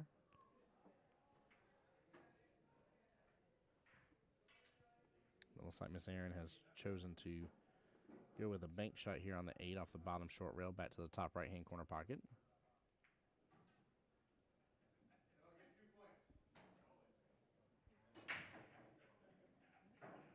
Nope, she's opting to go back again for the bottom right-hand corner pocket. Got to be careful with that vape pen by the look of it. It's sitting on the rail a little bit.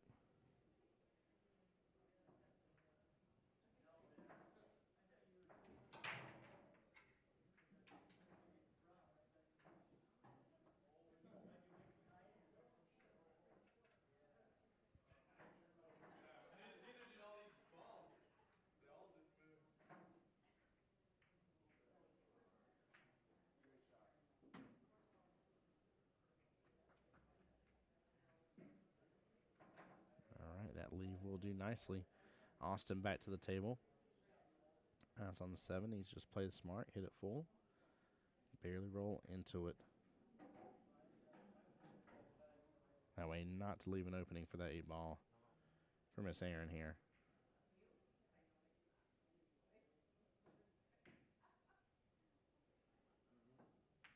Yeah, it went right at that pin. Yeah, it did. Ooh, Austin gets a little, as he's fist pumping there. And a nice little leave here.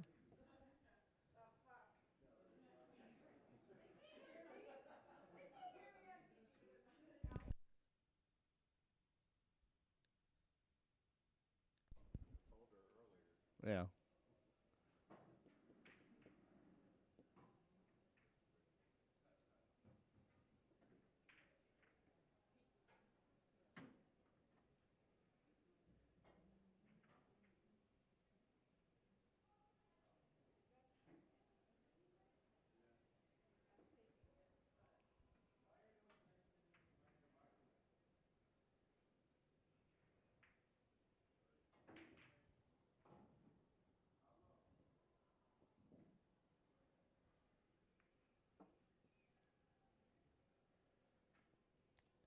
Ball in hand to Austin here. Aaron made contact with the 7 first.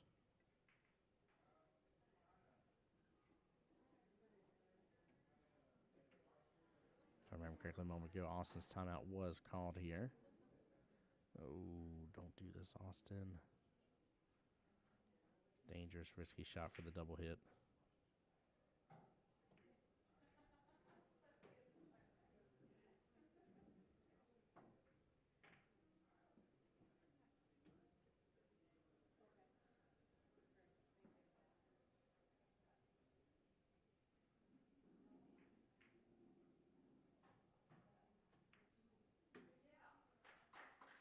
And Austin with a good out here, getting his first rack.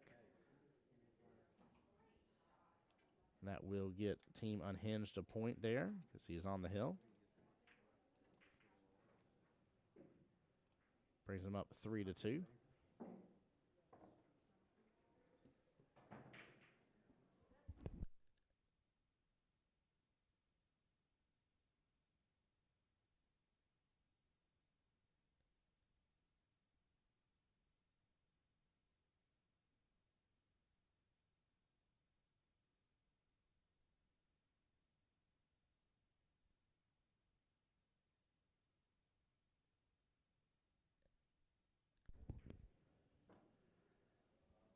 One thing to take as a note here, I did speak to the ref just a second ago asking if the other team had asked him to watch the shot or not.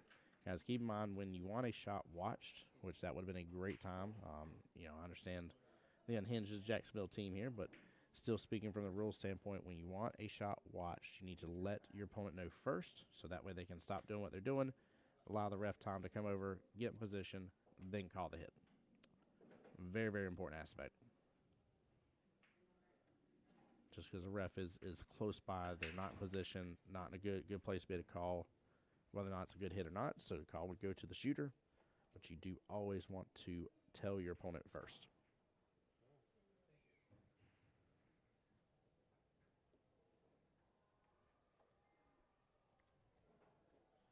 TJ and Robert still out of here. TJ 2-4, race to 5. Robert running through pretty good in good position here. 9-ball bottom right-hand corner pocket. Come around, take 8 in the same corner pocket. Don't let up too much on it. Looks like he's winding up the pitch here a little bit. Smooth stroke wins the day on this one. Ooh, I thought he was going to let it go around a little bit, but that works. He can still go right-hand side pocket.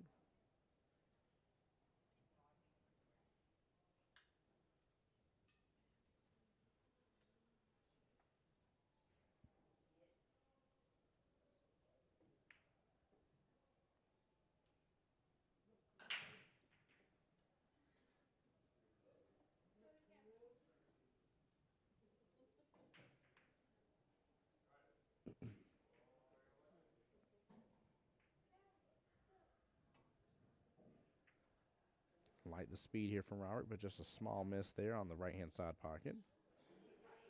Again, though, he's going to keep getting everything a little closer here to where TJ's going to run out of gas and opportunities here on the table.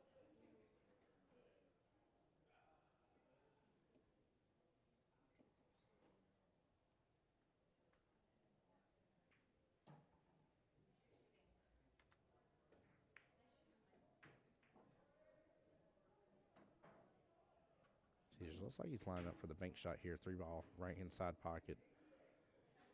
Gets a little love from the table, though. Bounces out of the pocket point here and over to the top right-hand corner pocket. A little love from the table. Normal run from here. Tic-tac-toe here. Top left, bottom right. And then just depending on your angle for that last 5-ball here. Depends on whether or not you roll up table for the 8 in the right-hand side pocket or more than likely top right-hand corner pocket. Just a normal smooth roll here.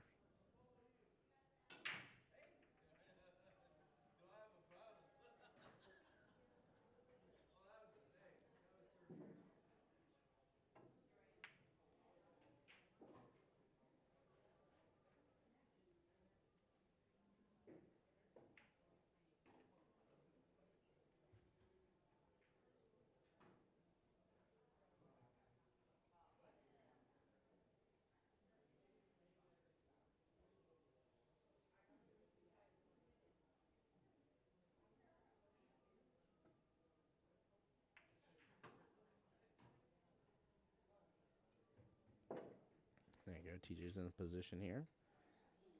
Again, he can do a couple things with this, but I think I'm just going to roll on this, come off that bottom short rail just a little bit, take the 8 top right-hand corner pocket. Keep it simple. He could overpower this as well and try to get back up table. That's exactly what he's trying to do, go for that right-hand side pocket. That is the easier shot. But it did require you to manipulate your shot there a little much, I'd say, to where you could be risking rattling the pocket.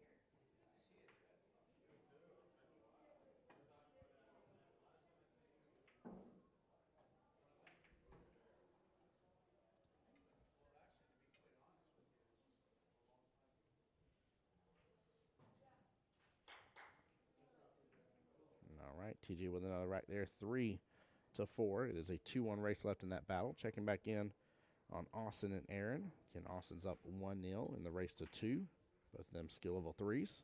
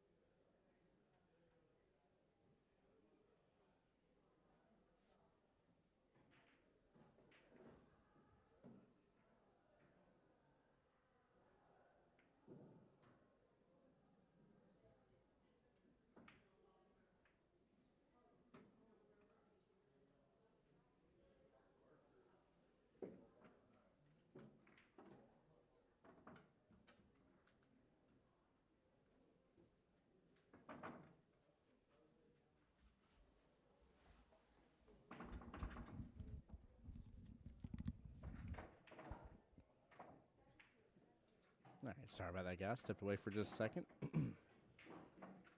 That was a good attempt right there by Miss Aaron. Nice attempt on a bank shot. Looks like Austin has eyes on the 7-ball bottom left-hand corner pocket. He's already eyeballing it. And he needs to work on that 5-2 situation and, honestly, even the 4 and 13 on the right-hand long rail.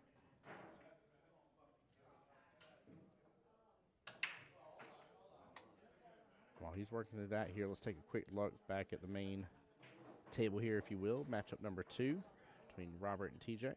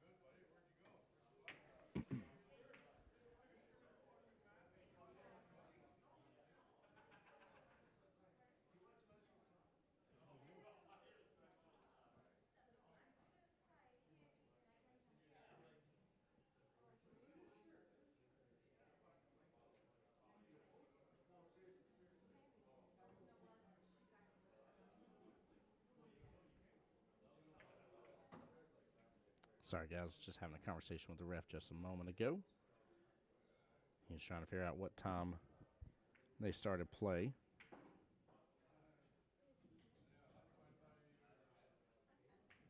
Let's take a look over there on the second table real fast. Looks like Austin's calling a timeout here. Christian Daniels to the table. Austin will have ball in hand. Yeah, looks like he's solid here, so he's trying to get Austin to roll forward. The problem is Austin scoots that cue ball so close to that 2 here. He's not going to get a lot of action on that to roll forward. He really needs to back that cue ball up for Austin here on that. That shot is not going to work.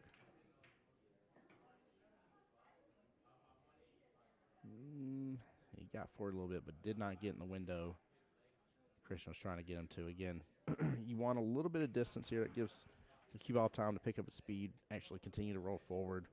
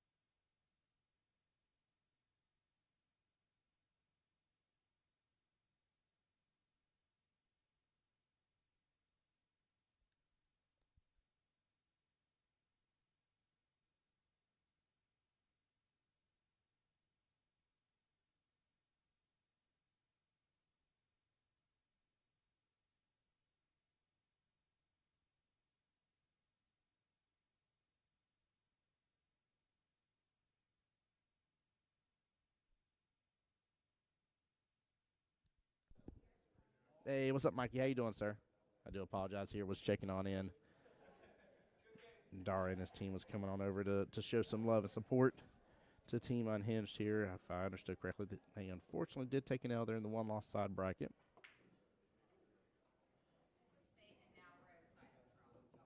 Let's check back in while that timeout's going here on the second table. TJ and Robert TJ down right now, still needing 2 racks to Robert's 1. Robert on the hill.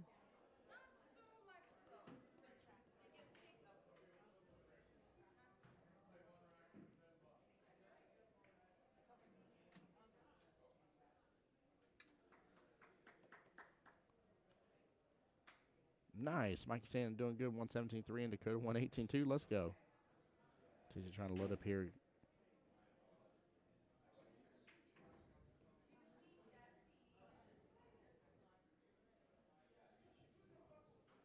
Robert's still going to be in a little bit of predicament. Let's take a quick look over here back on Austin's table.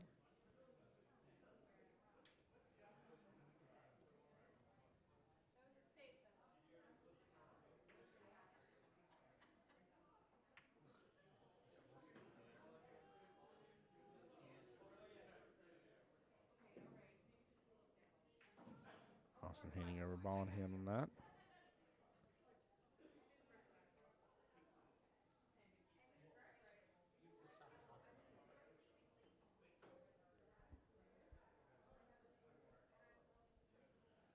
Robert on a long shot on this 7 here. No real pocket for it. I don't know if he's just trying to take over that bottom right-hand corner pocket. It's going to be tough. Hits it, goes ahead and makes TJ's second to the last stripe here. TJ on the 9. May play defensive snuck up with the 8 here. That'd be a great choice. That's exactly what he's trying to do, but it still opens up a little bit. We'll provide Robert with an opportunity for a back cut.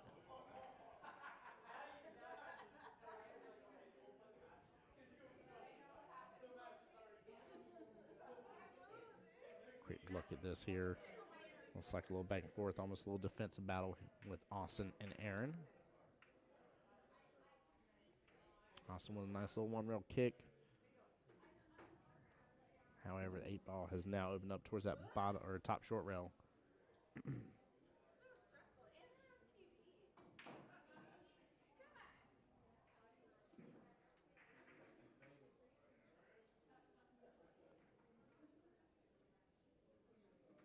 Goodness gracious, Mikey. Clean sweep with 77-23. That's huge. Massive win, brother. Very well done.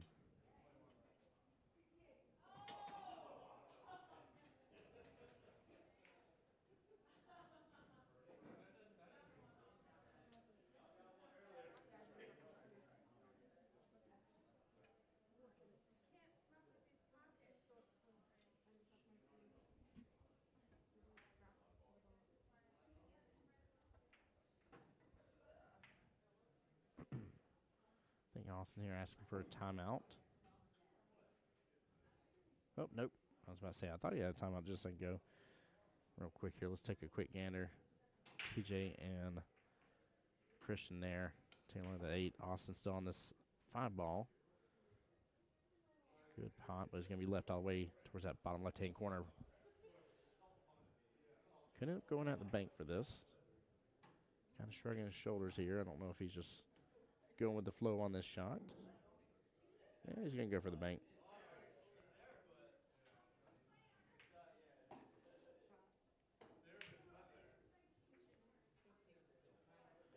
Hits a little firm. The angle shortens up.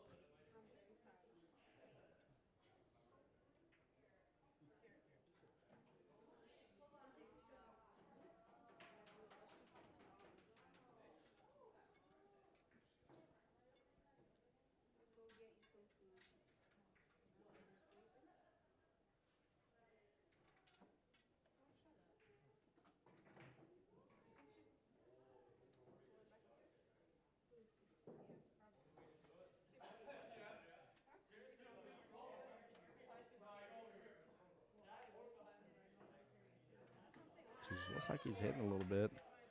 Uh-oh. Heard a little celebration there.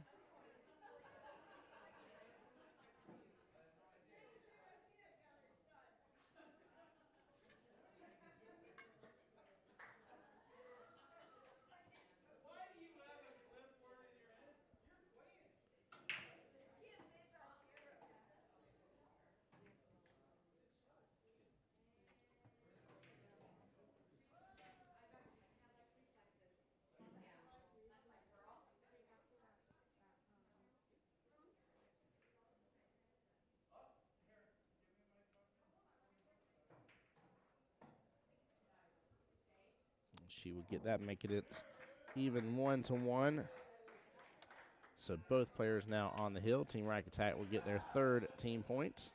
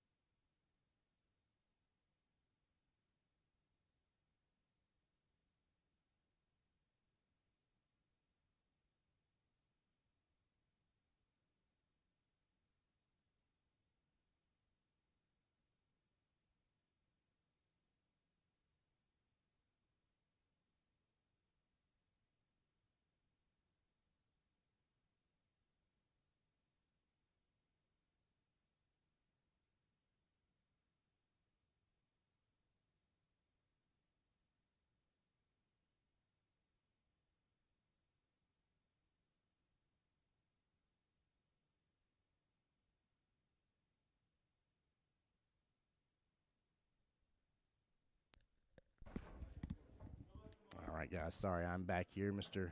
Florian the Venom Kohler himself is now officially here in Montreal. Samantha Shea, they most certainly are, my dear. They most certainly are.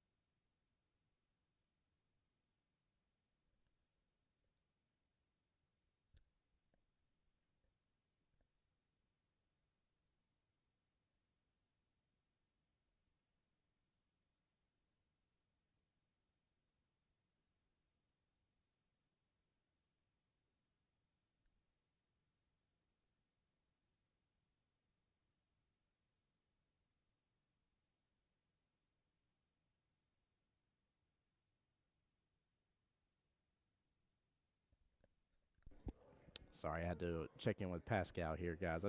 I sincerely keep apologizing. More people can come by the booth here. I can't not say hi and stuff. TJ now on the hill officially, 4-4, 1 rack to go. Team Unhinged will score another team point. making it 4-3 in their favor. Back over to Austin and Aaron. Again, a Hill battle over here as well. So 2 Hill thrillers, 3 matches. Well, 1 match done, 2 matches going. And we still got a little bit more left to go in this battle.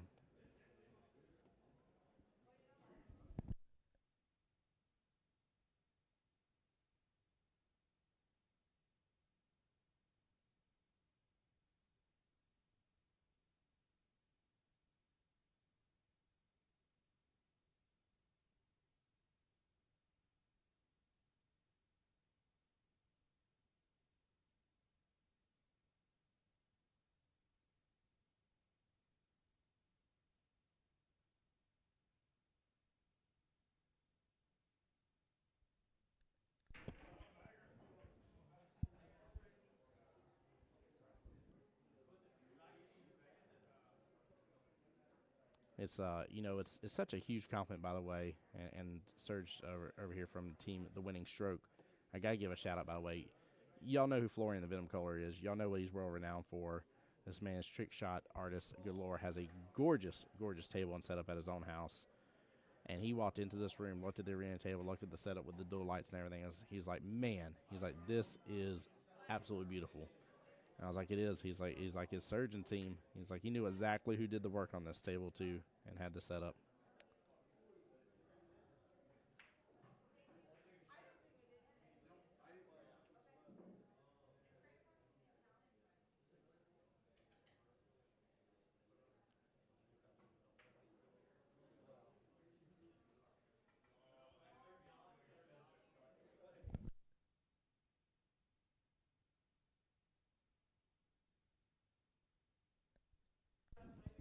Looks like we have a ball in hand situation being called there. Seems like she may have made contact with one of Austin's balls.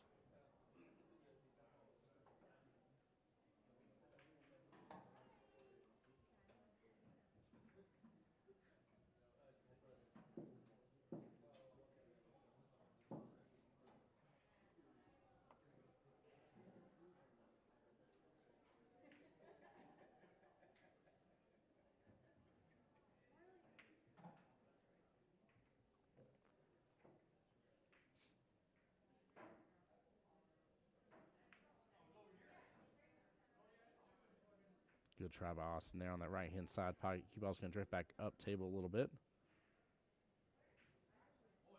Not leaving Aaron with a lot of choices here. 2 balls blocked with that bottom right-hand corner pocket. 4 balls not in a great situation. 5 maybe had to help with that, actually. There's a little gap where she maybe had to send that 5 on down bottom right-hand corner pocket. Take over that pocket. It's a tough shot, but it is definitely possible. Checking on the gentleman over here, TJ and Robert, Hill matchup. 2 skill level 6s, both 5-5 race.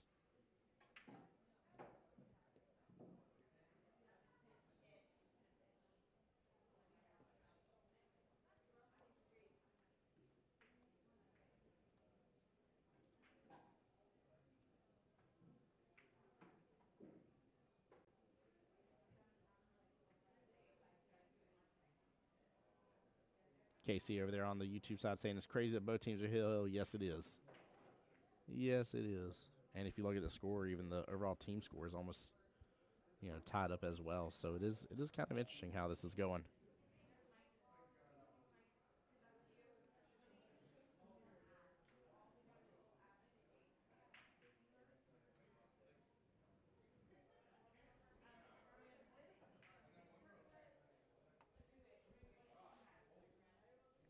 Guys, if we get a chance to now, I know Florian has some shows tomorrow, but if we get a chance to, I'll see if he can hop onto the live stream at some point in time with us tomorrow. If not, we'll definitely be shooting for Sunday, see if we can get him on the live stream for a moment.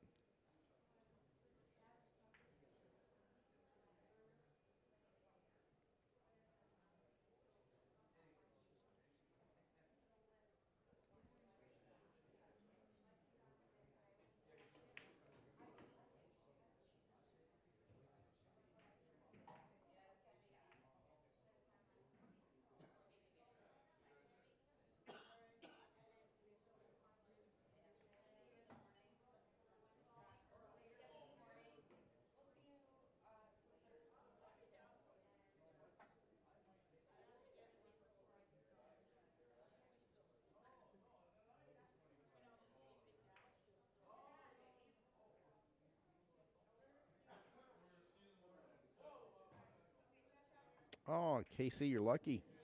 Casey over there on the YouTube side saying Florian's going to be in Rochester, New York on Tuesday for a show. That's amazing. Love Florian's shows. I really enjoy the work he puts towards his craft here. It's really, really awesome. Plus, overall, just really cool guy. For a lot of people that don't know that he is a league operator with APA. And we were blessed to get to have him on live stream last time we were here. And the amazing thing is, of course, he actually spoke in French on the live stream as well, giving some commentary in French, which was really cool to see.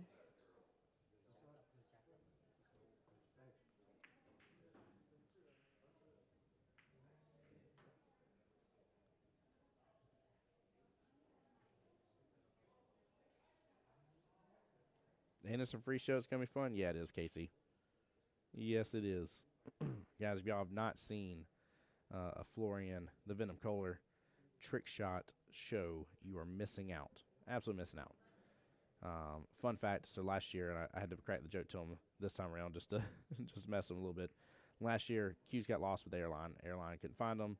They were gone, disappeared, missing for a moment. And when he was tracking them, they somehow or another made their way across seas, if I understand correctly. Anywho, I say all that because he even went through doing his trick shot with just regular baseline Q-Tech cues. Did a great job doing so as well. And then finally his cues were found. He was able to get his stuff back as well.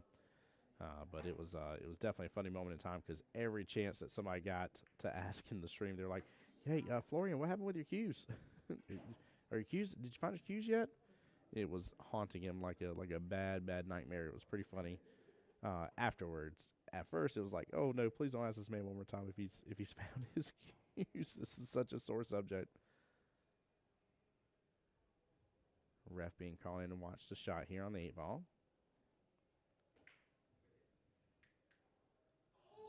And a good hit. Ooh, came close to that top right-hand corner pocket. Very good try. TJ got the win. Matchup between TJ and Robert 2 hours, 10 minutes later is now done. I'm sorry. I had to mess with it real fast.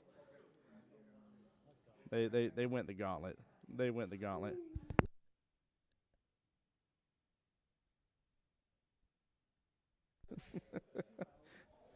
All right. So with TJ and Robert there, that will make Team Unhinged up 5-3.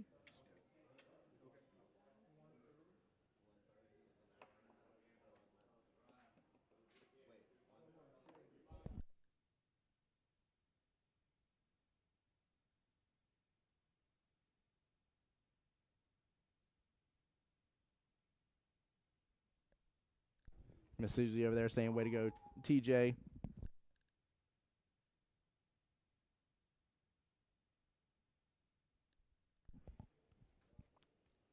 Yep, he won 4 in a row. That is correct, Casey. Yep, Robert was up 4-1, I'm sorry. And TJ came back to win the 4 in a row. Okay, that was a nice shot by Aaron.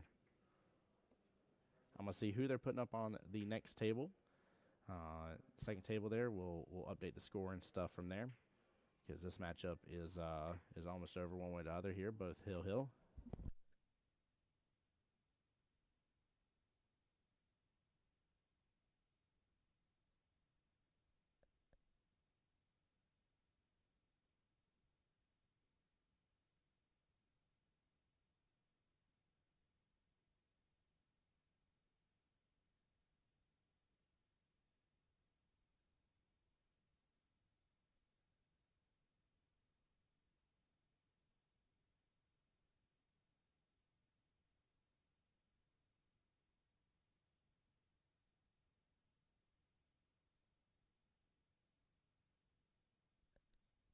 Austin swinging for a wild card here on the 8.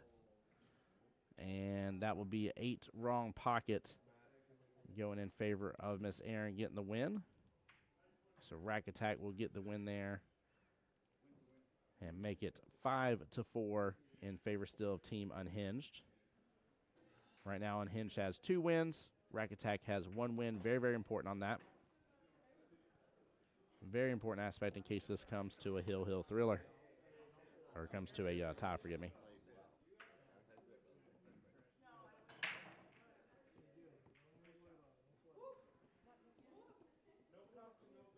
All right, so we got 2 matches to get thrown.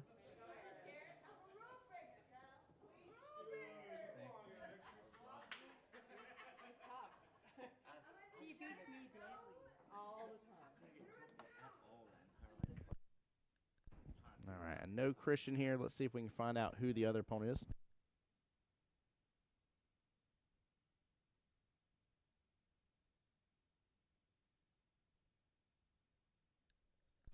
All right, looks like Christian versus Steve here. Double check, let me know. I need to find out. Trying to find out if it's sudden death here. Give me just a second. I get all this adjusted.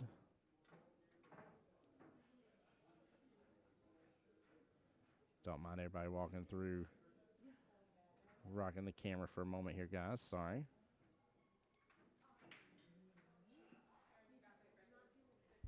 Yes. Are you shooting?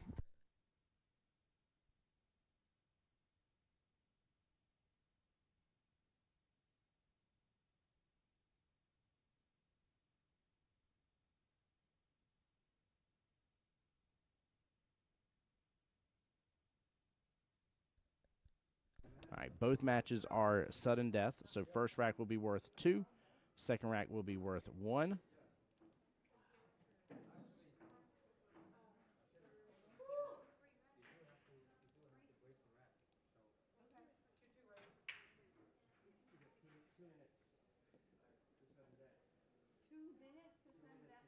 Break the rack or it's sudden death after 2 minutes. Oh, just kidding.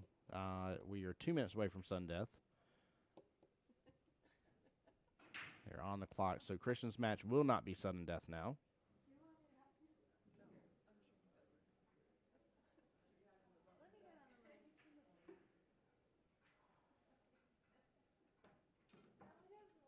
So now it's going to be a 5-3 race on the second table.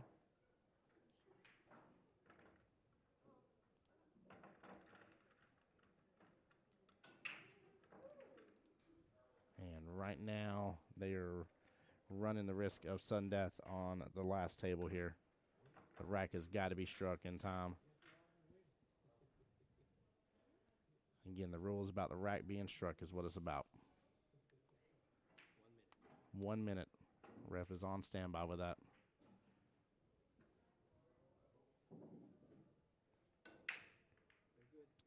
All right, no sudden deaths over here. And then Cynthia, got to find out who she's against.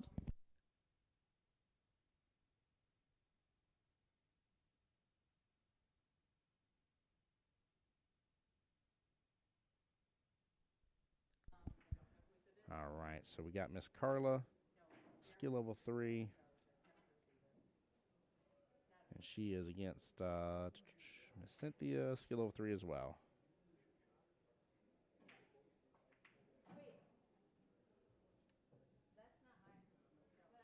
So 2-2 race over here on the other table versus the 5-3 race on this. Again, Team Unhinged is up 2-1 in the overall wins.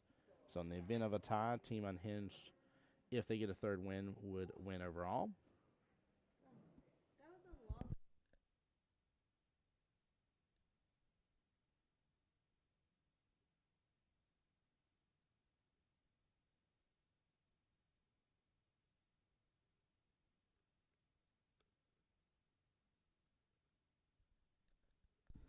So it seems like I'm joined by the world record holder for longest match on the live stream here. What's up, TJ? How you doing, bud? Hey guys, how's it going?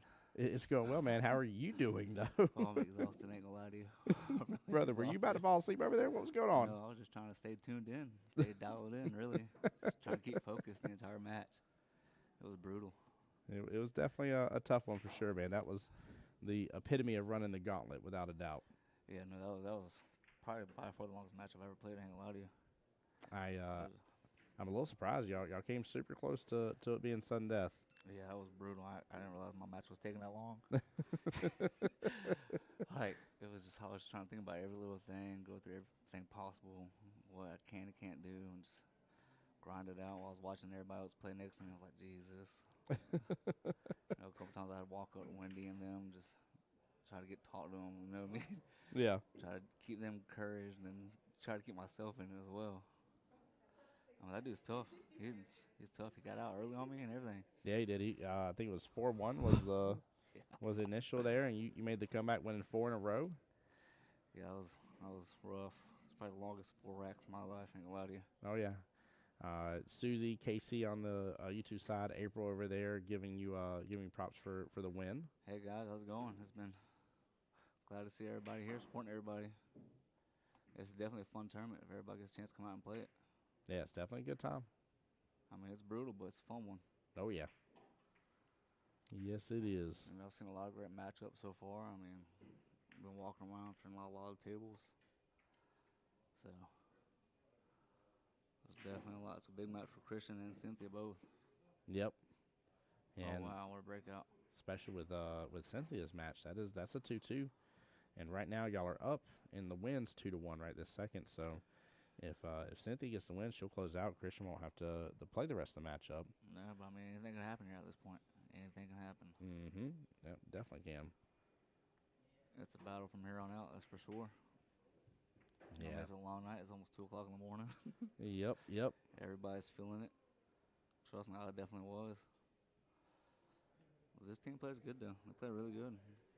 Yeah, it's one of the New York teams. Correct. Yep. You are correct. They played out of a Moose Lodge. Yeah, I was complimenting their jerseys. I very much enjoy their jerseys, to say the least.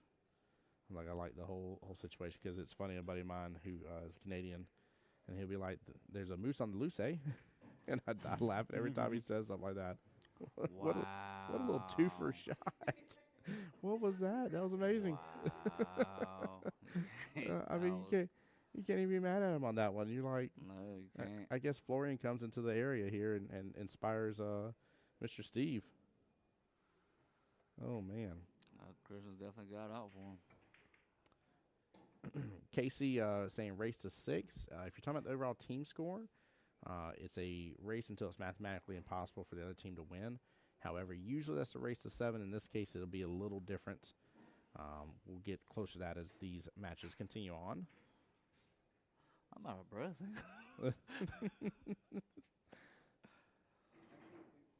Wow, it was a good 8-ball shot that Steve made. Yes, it was, and that's going to put a lot of pressure on Christian there. Now it's a 5-2 race. But yeah, well, you gonna go chillax with your team over there? I'm still trying to catch my breath. Ain't gonna lie to you. That was long and enduring. That was definitely an enduring match. I can imagine what everybody was talking in here. Oh, just text Samantha Shea, ask her. Oh man, what was Samantha saying? Oh, nothing. Oh, Sam. Oh man, you got Logan Lane's luck on your side. Oh man. Yeah, I caught a glimpse of some of the messages. Yeah. So I'm just like, oof. It was pretty funny. Oh, I bet. You gotta laugh about it though. I'm gonna go back and rewatch everything. Not Good. gonna lie to you. Good. I knew it once I got down. I was like, oh, I'm gonna hear it. Yeah. And Casey, not a problem, bud. Not a problem. No, we thought we were about to be in sudden death, which we were. We were close. We were knocking on the door, in which, regardless of skill level, it would have simply been a race to 2, where the first rack counts as both the win and 2 points. The second rack counts as 1 point for the team. We did not reach that here, but again, the big factor is Team Unhinged has one additional win under their belts. In the case of a tie, the tiebreaker is the team with the most wins. Yeah, so it really can go either way at this point. Yeah. With it being 5-4, it's definitely still anyone to guess as for how this is gonna roll out. He's smooth rolling break out. a run on Christian. Might put Christian in a pickle for real. Yeah, he's got an opportunity. Depends on the 4-ball. Oh, he's creating a little window on the 8. Mm-hmm. Ain't much though, but Can't argue with that. Just slow roll the 6. And he's on the 4. Nope, he's good. He's good. Yeah, well, how does He's in he? a good window. He's got to play with a little bit of top. Come off that rail straight. Really. I'm just on the other side of that 15. Yeah, That's what that is. He's not gonna be able to hold for that 1. He might get lucky and split that gap right by the 9-ball. I was going to say, he needs to go for the 4 here. Oh, you play with the top left. Let it roll between those balls. That gap. Oh, he he gets a ran little, into it. yeah, he gets a little knock into the 9, helps him out. Mm-hmm. Oh, I didn't see the 1 ball right there. Yep. Ooh, ended up going for the bank. 2 times. Almost. Here comes the safety by Christian. Oh, So yeah. Just pushed that 11. Yeah, he's supposed to punish him for, uh-oh. Oh, no, he's got it. Should be good. He's locked up on it. I was about to say he's supposed to punish him for running out, all that, and leaving nothing else on the table other than 1 ball. Kind of the rule of 3 usually applies. You want to leave 3 of your object balls in 8 ball unless you can complete the run. Tell you what, Christian looks way more composed than I was. Right. Oh, how's Cynthia doing? Oh, Still on the first rack right now. that's a little spread. A little bit of work to do.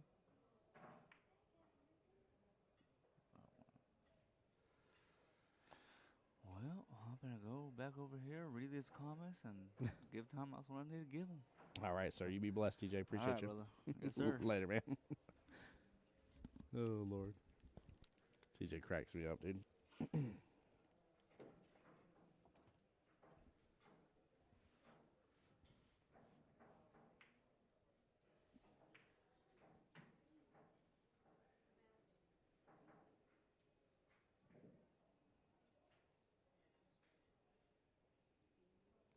Christian with good eyes on the 9 here.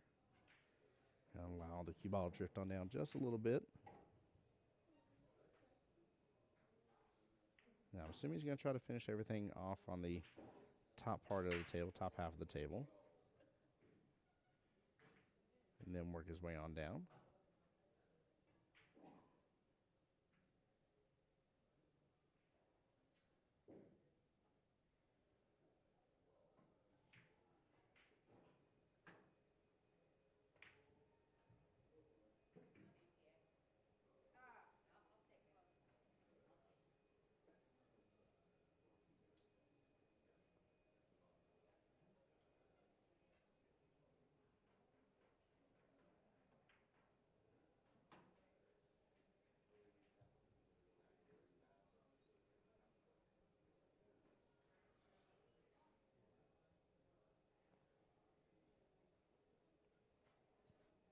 Christian taking a moment to see.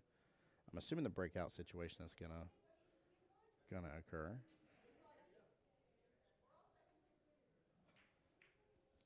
Almost like some mini manias are wrapping up for the evening here. Things are getting a little quiet in the room now.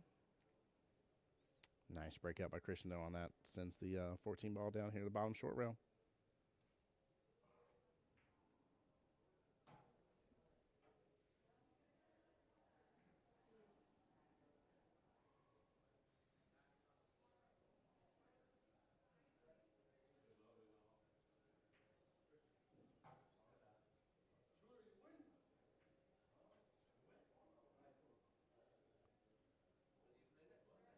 Just calling TJ on over. Just give a quick talk about it, but I'm assuming he's just going to force follow through on this.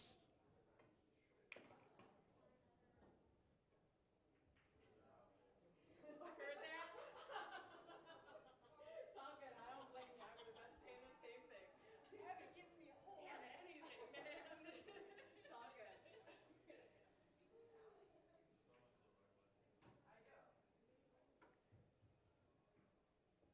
Interesting here. Christian keeping it a little simple. I'm a little surprised on this that he didn't try to come back around.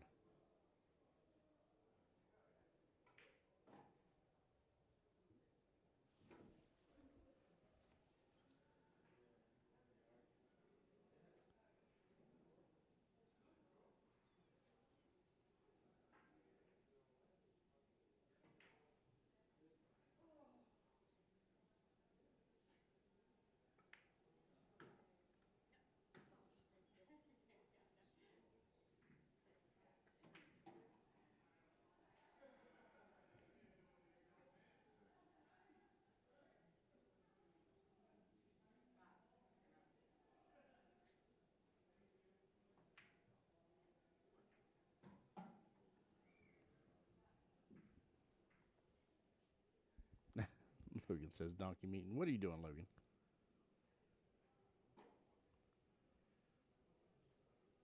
And again, like I said, I'm a little surprised about that.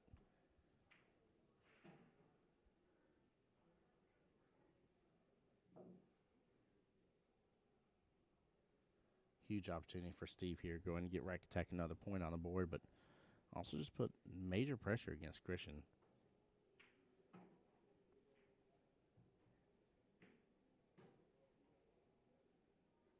And he sends it, even with a little extra body English there. Steve will be up 2-0 against Christian. And on the hill.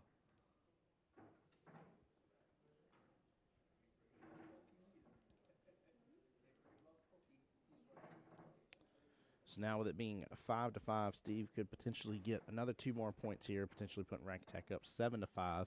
Both teams with 2 wins. That means that it would just come down to a 2-0 victory. Going to bed after that, we can play in 6 hours. Wesley, go get some rest, brother. But a 2-0 victory is what Cynthia would have to win if she goes hill against Miss Carla over there. It would result in a loss for the team.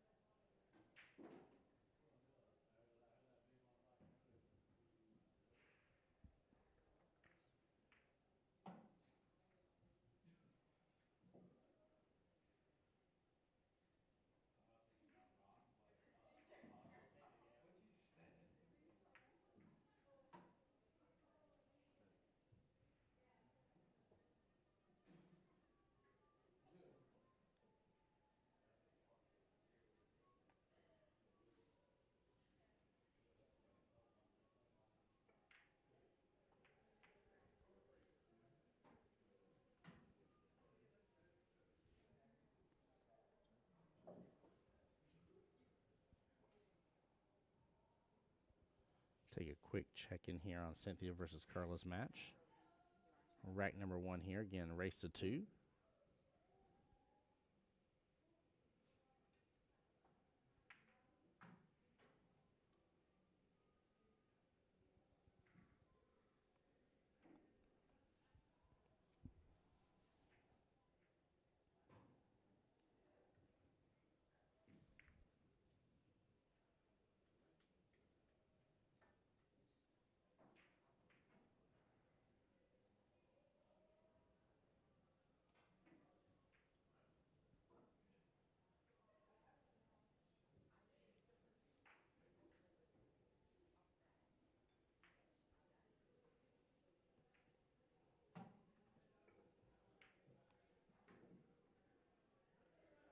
Good stroke here from Cynthia. Nice pot. Ends up close to the 3, but should have eyes on the 4 ball by the luck of it here.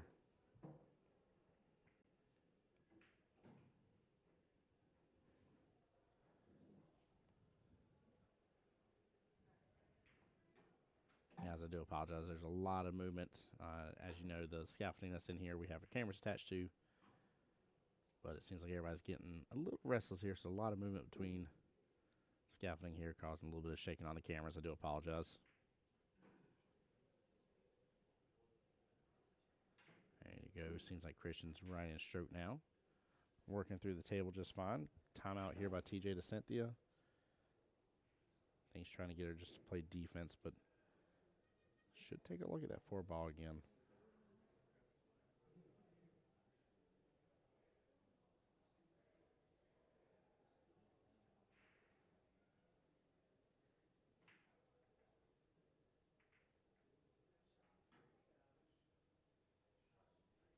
That will work very well, though. Opens up a very steep angle for Miss Carla, but this is a tough shot. Christian's still running through the rest of that rack right now. And Looks like he is down to his last stripe. Naturally, cue ball's going to drift on back over left-hand side of the table. And 8-ball bottom left-hand corner pocket.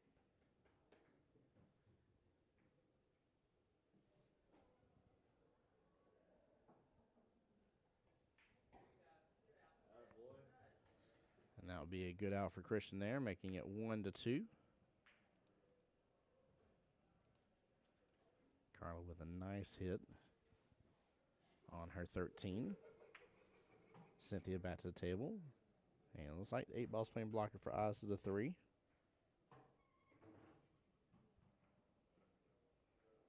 So she should just be able to play defense here on the 4.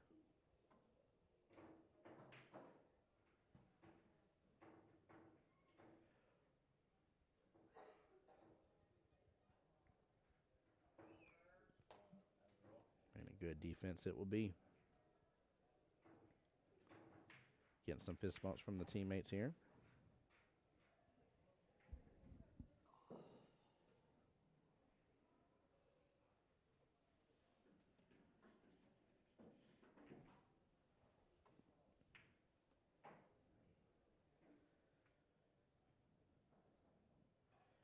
Christian about to break here. Let's see if he can get an 8 on the break. Kick things into high gear. And just as I say, that 8-ball decides to not move. 2-ball drops top right-hand corner pocket. 6 and 9 are the only ones that are kind of close to being somewhat tied up, but might have a little difficulty for the 3 to a home, but past that, he's got a pretty decent run potential here. Come on, go. Should have hit a little harder. I was just hoping for a good hit. Carla over there trying to root on the 13 to keep on going. Nice stroke here on the 3, top left-hand corner pocket, and 4, then the 8.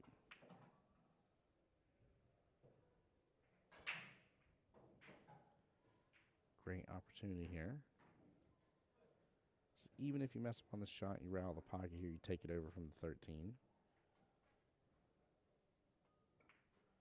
Got to be careful about overhitting the shot. And that is what Cynthia has done, unfortunately.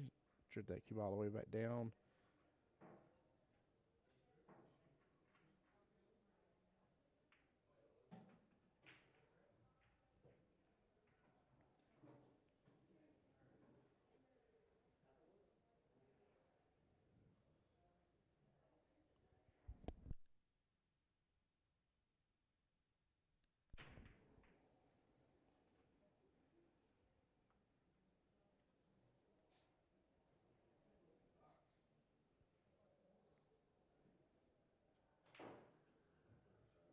Steve back to the table again, up 2-1, trying to pull back on that. Kind of wonder what happened there. He poked through it, did a stop shot.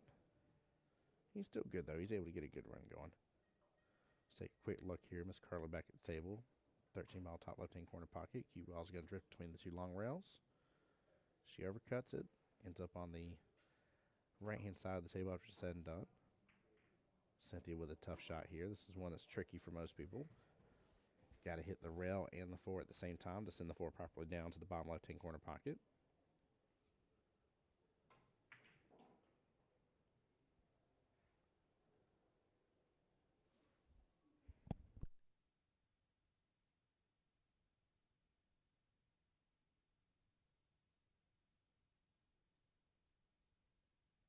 And looks like she hit it with perfection. Nicely done.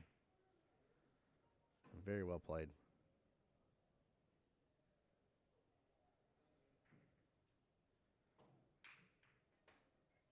She'll have her choice of the bank shot, but looks like she's got a good open window right there, left-hand side pocket, and she does agree.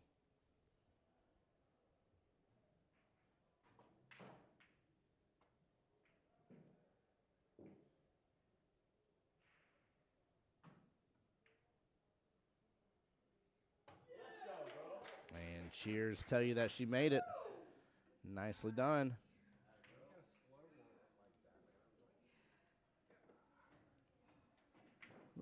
Now we get Team The Unhinged their 16 point. And Cynthia wins the next one, that will, well, that may or may not close. Well, no, that'd give them their third win. Yeah, that would close things out for sure. So we may be one rack away from the Unhinged moving on. Christian playing it smart. Getting a little separation between 13 and the 8.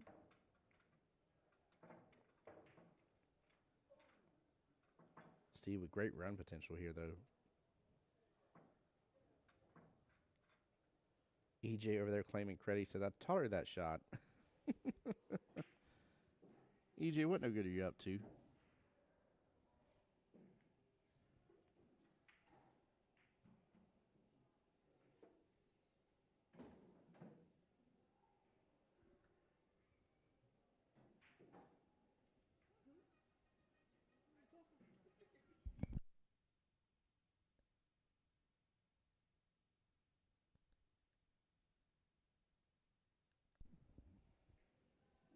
I can ask her later. I'm going to now. I'm going to look. EJ was on stream claiming that he taught you that shot.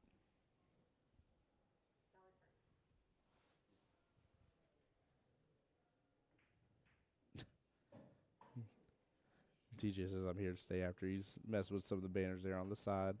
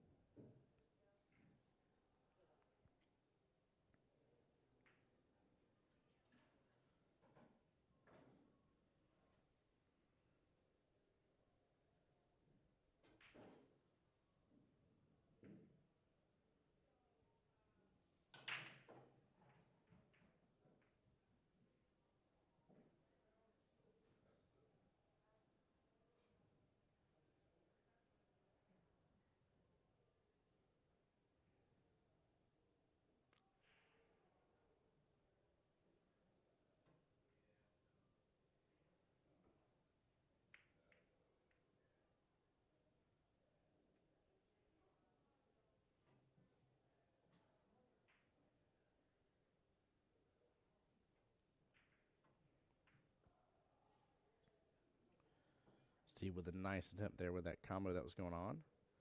Not leaving Christian a lot, but really doing a good job developing his balls.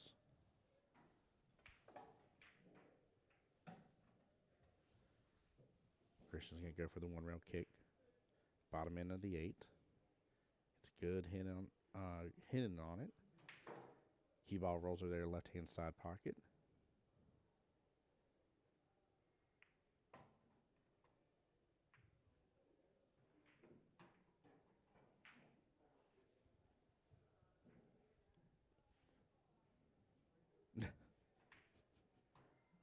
TJ, why you keep looking at me every time you type in chat, you goober? This man's acting up now.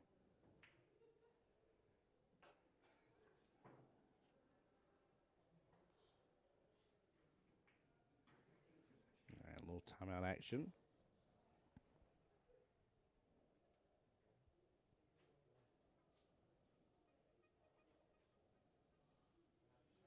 Yeah, he needs to take the 9 now, come back around.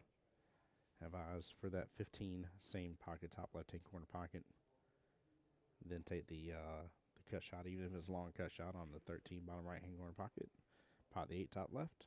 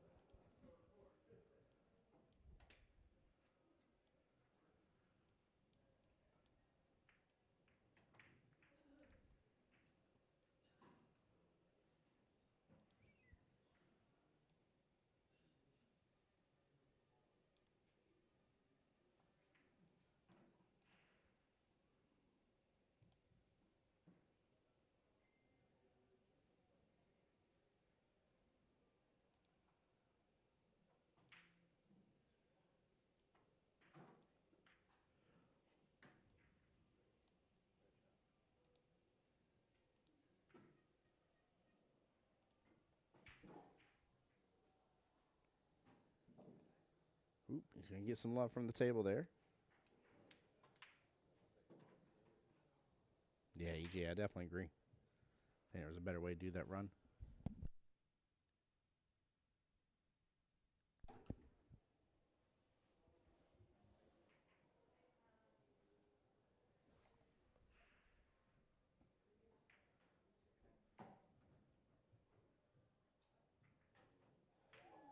You can tell he's feeling a little bit a certain way, I would say, by his shots. He keeps adding a little bit extra body English into it. I don't know if he just lacks confidence in it or if he's used to adding a little something extra because he's always hitting off just a tiny bit like I used to.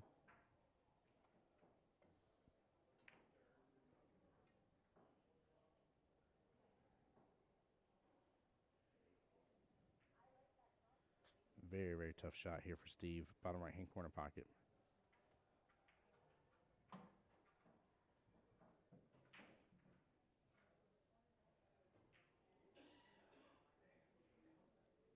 He sends it on down this way. Cue ball's going to track on over. 8 ball's going to still be below the right-hand side pocket. Christian's going to mark the same pocket here.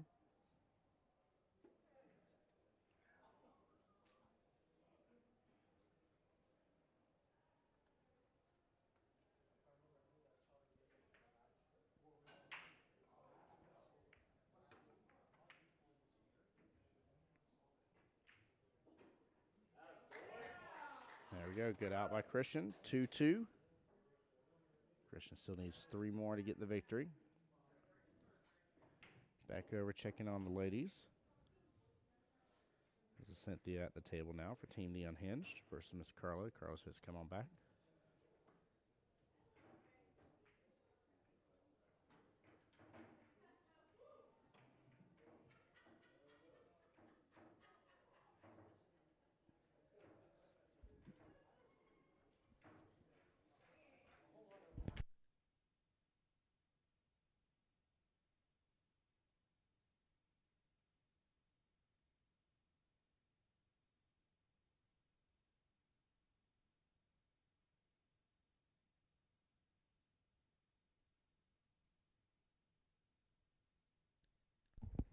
All right, let's take a quick look at the break.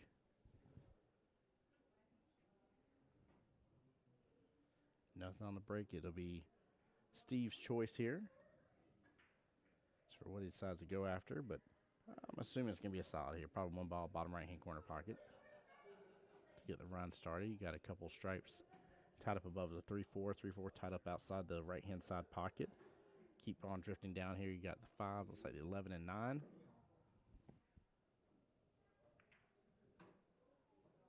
Jordan over there says, you got this, Christian. Yeah, as long as he keeps on trucking along and getting in stroke, he'll be just fine.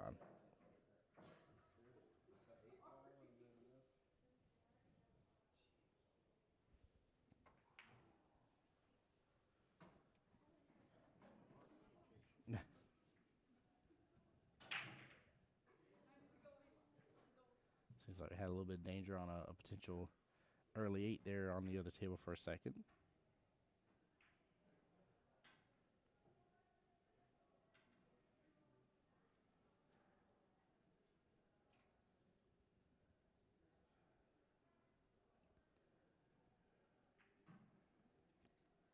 Christian with a lot of work to do on this rack. I mean, he has got stripe after stripe tied up, messed up in some way, shape or form. Nothing really giving him a normal shot for the most part.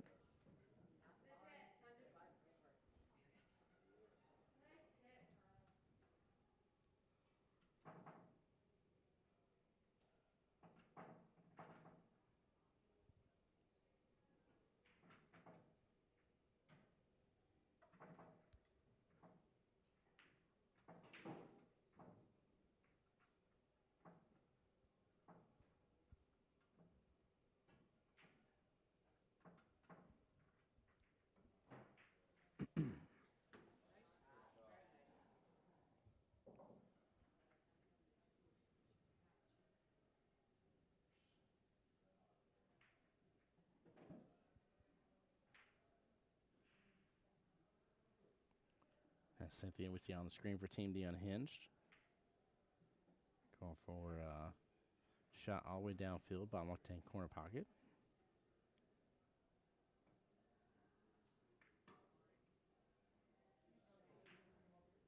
Gets a good hit, stays outside the 11 ball.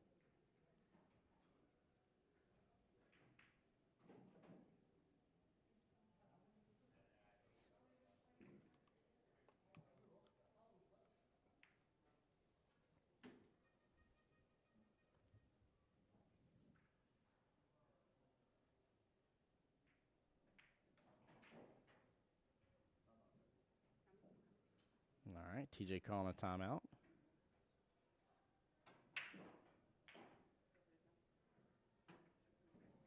While he's working on out Miss Cynthia here, let's check back in on Steve and Christian. Still a major Clusterville, USA. Steve, again, two-way shot, making 2 balls at once. Seen that a couple times tonight during this matchup between these two teams.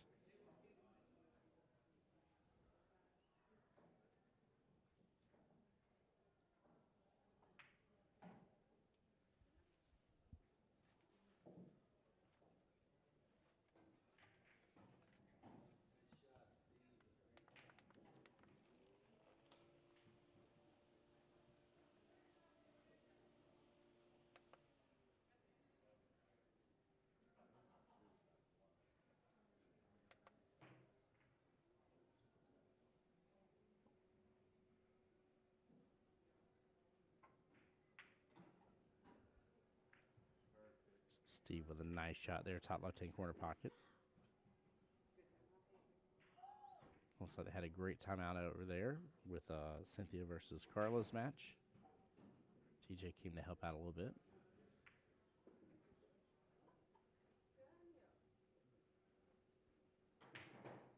Steve will be right back on the 8.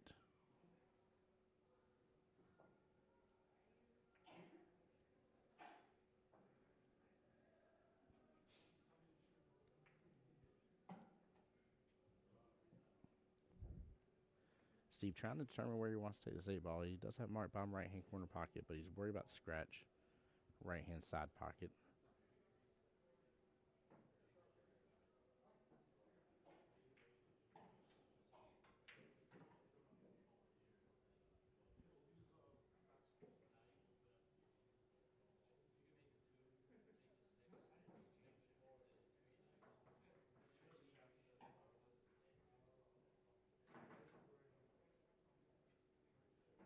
Steve's got to have full confidence in this shot in order to make it work.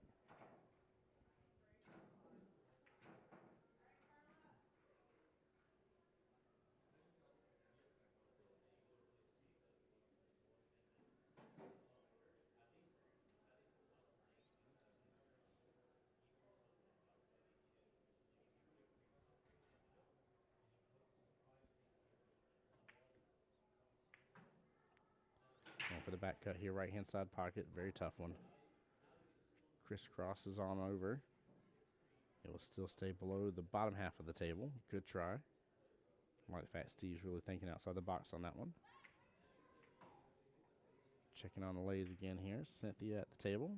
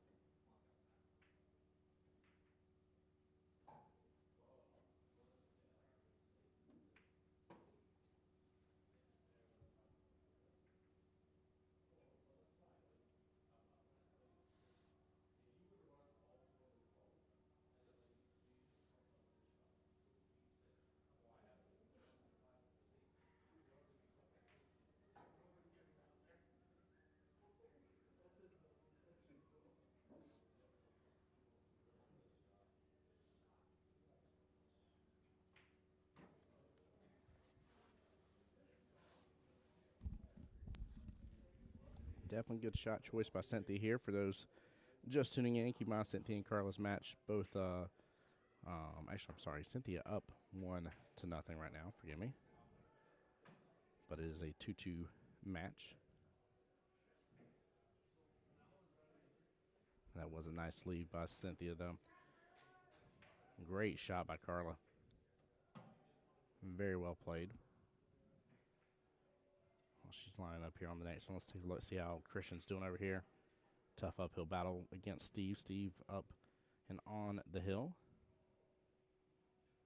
And Steve's on the 8 first, too.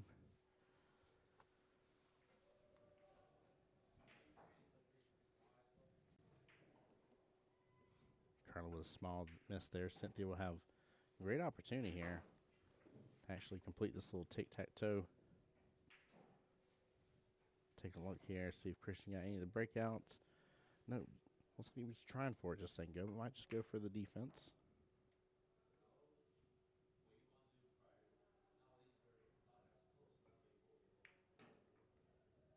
And a nice defense it'll be, hiding behind the 9 ball. Steve may have a little bit of a window of opportunity to still go against the right-hand long rail. He's kind of looking like he really wants to go with the 1-rail bank. Or 1-rail kick, sorry. Cynthia working through that just nicely here. But she has left herself a very long, difficult shot for the 8. Switch back to her, see her try to pot that 8 here in just a second. Let's see how Steve is going to do this.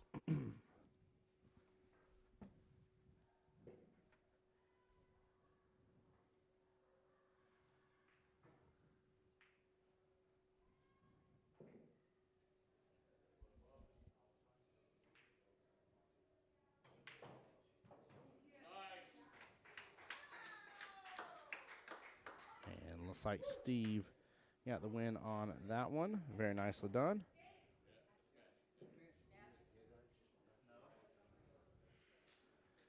So that will give Steve another point here. And it will all boil down to how the ladies finish up.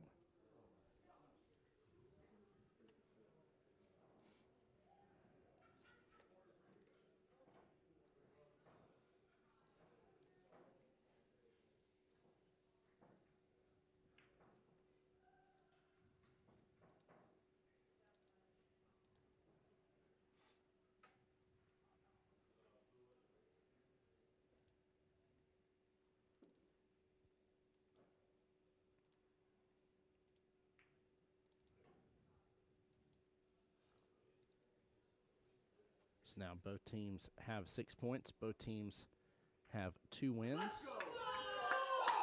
And Cynthia says enough is enough. Team The Unhinged with the win on the live stream here against Rack Attack. They will send Team Rack Attack home. Big celebration all together here for the teams. Big congratulations to them. We'll get to see them sometime tomorrow here, depending on the live stream schedule and everything. With that being said, guys, it is late. It is 2:16 a.m. Your boy is done turning into a pumpkin, that's for sure. Guys, much love to y'all. Y'all take care. Be blessed. Get some rest. As always, I want to be the guy that gets you to enjoy watching billiards again. See you guys tomorrow. Probably 10 a.m. for the next stream, but we'll see what happens. Take care, guys. Good night.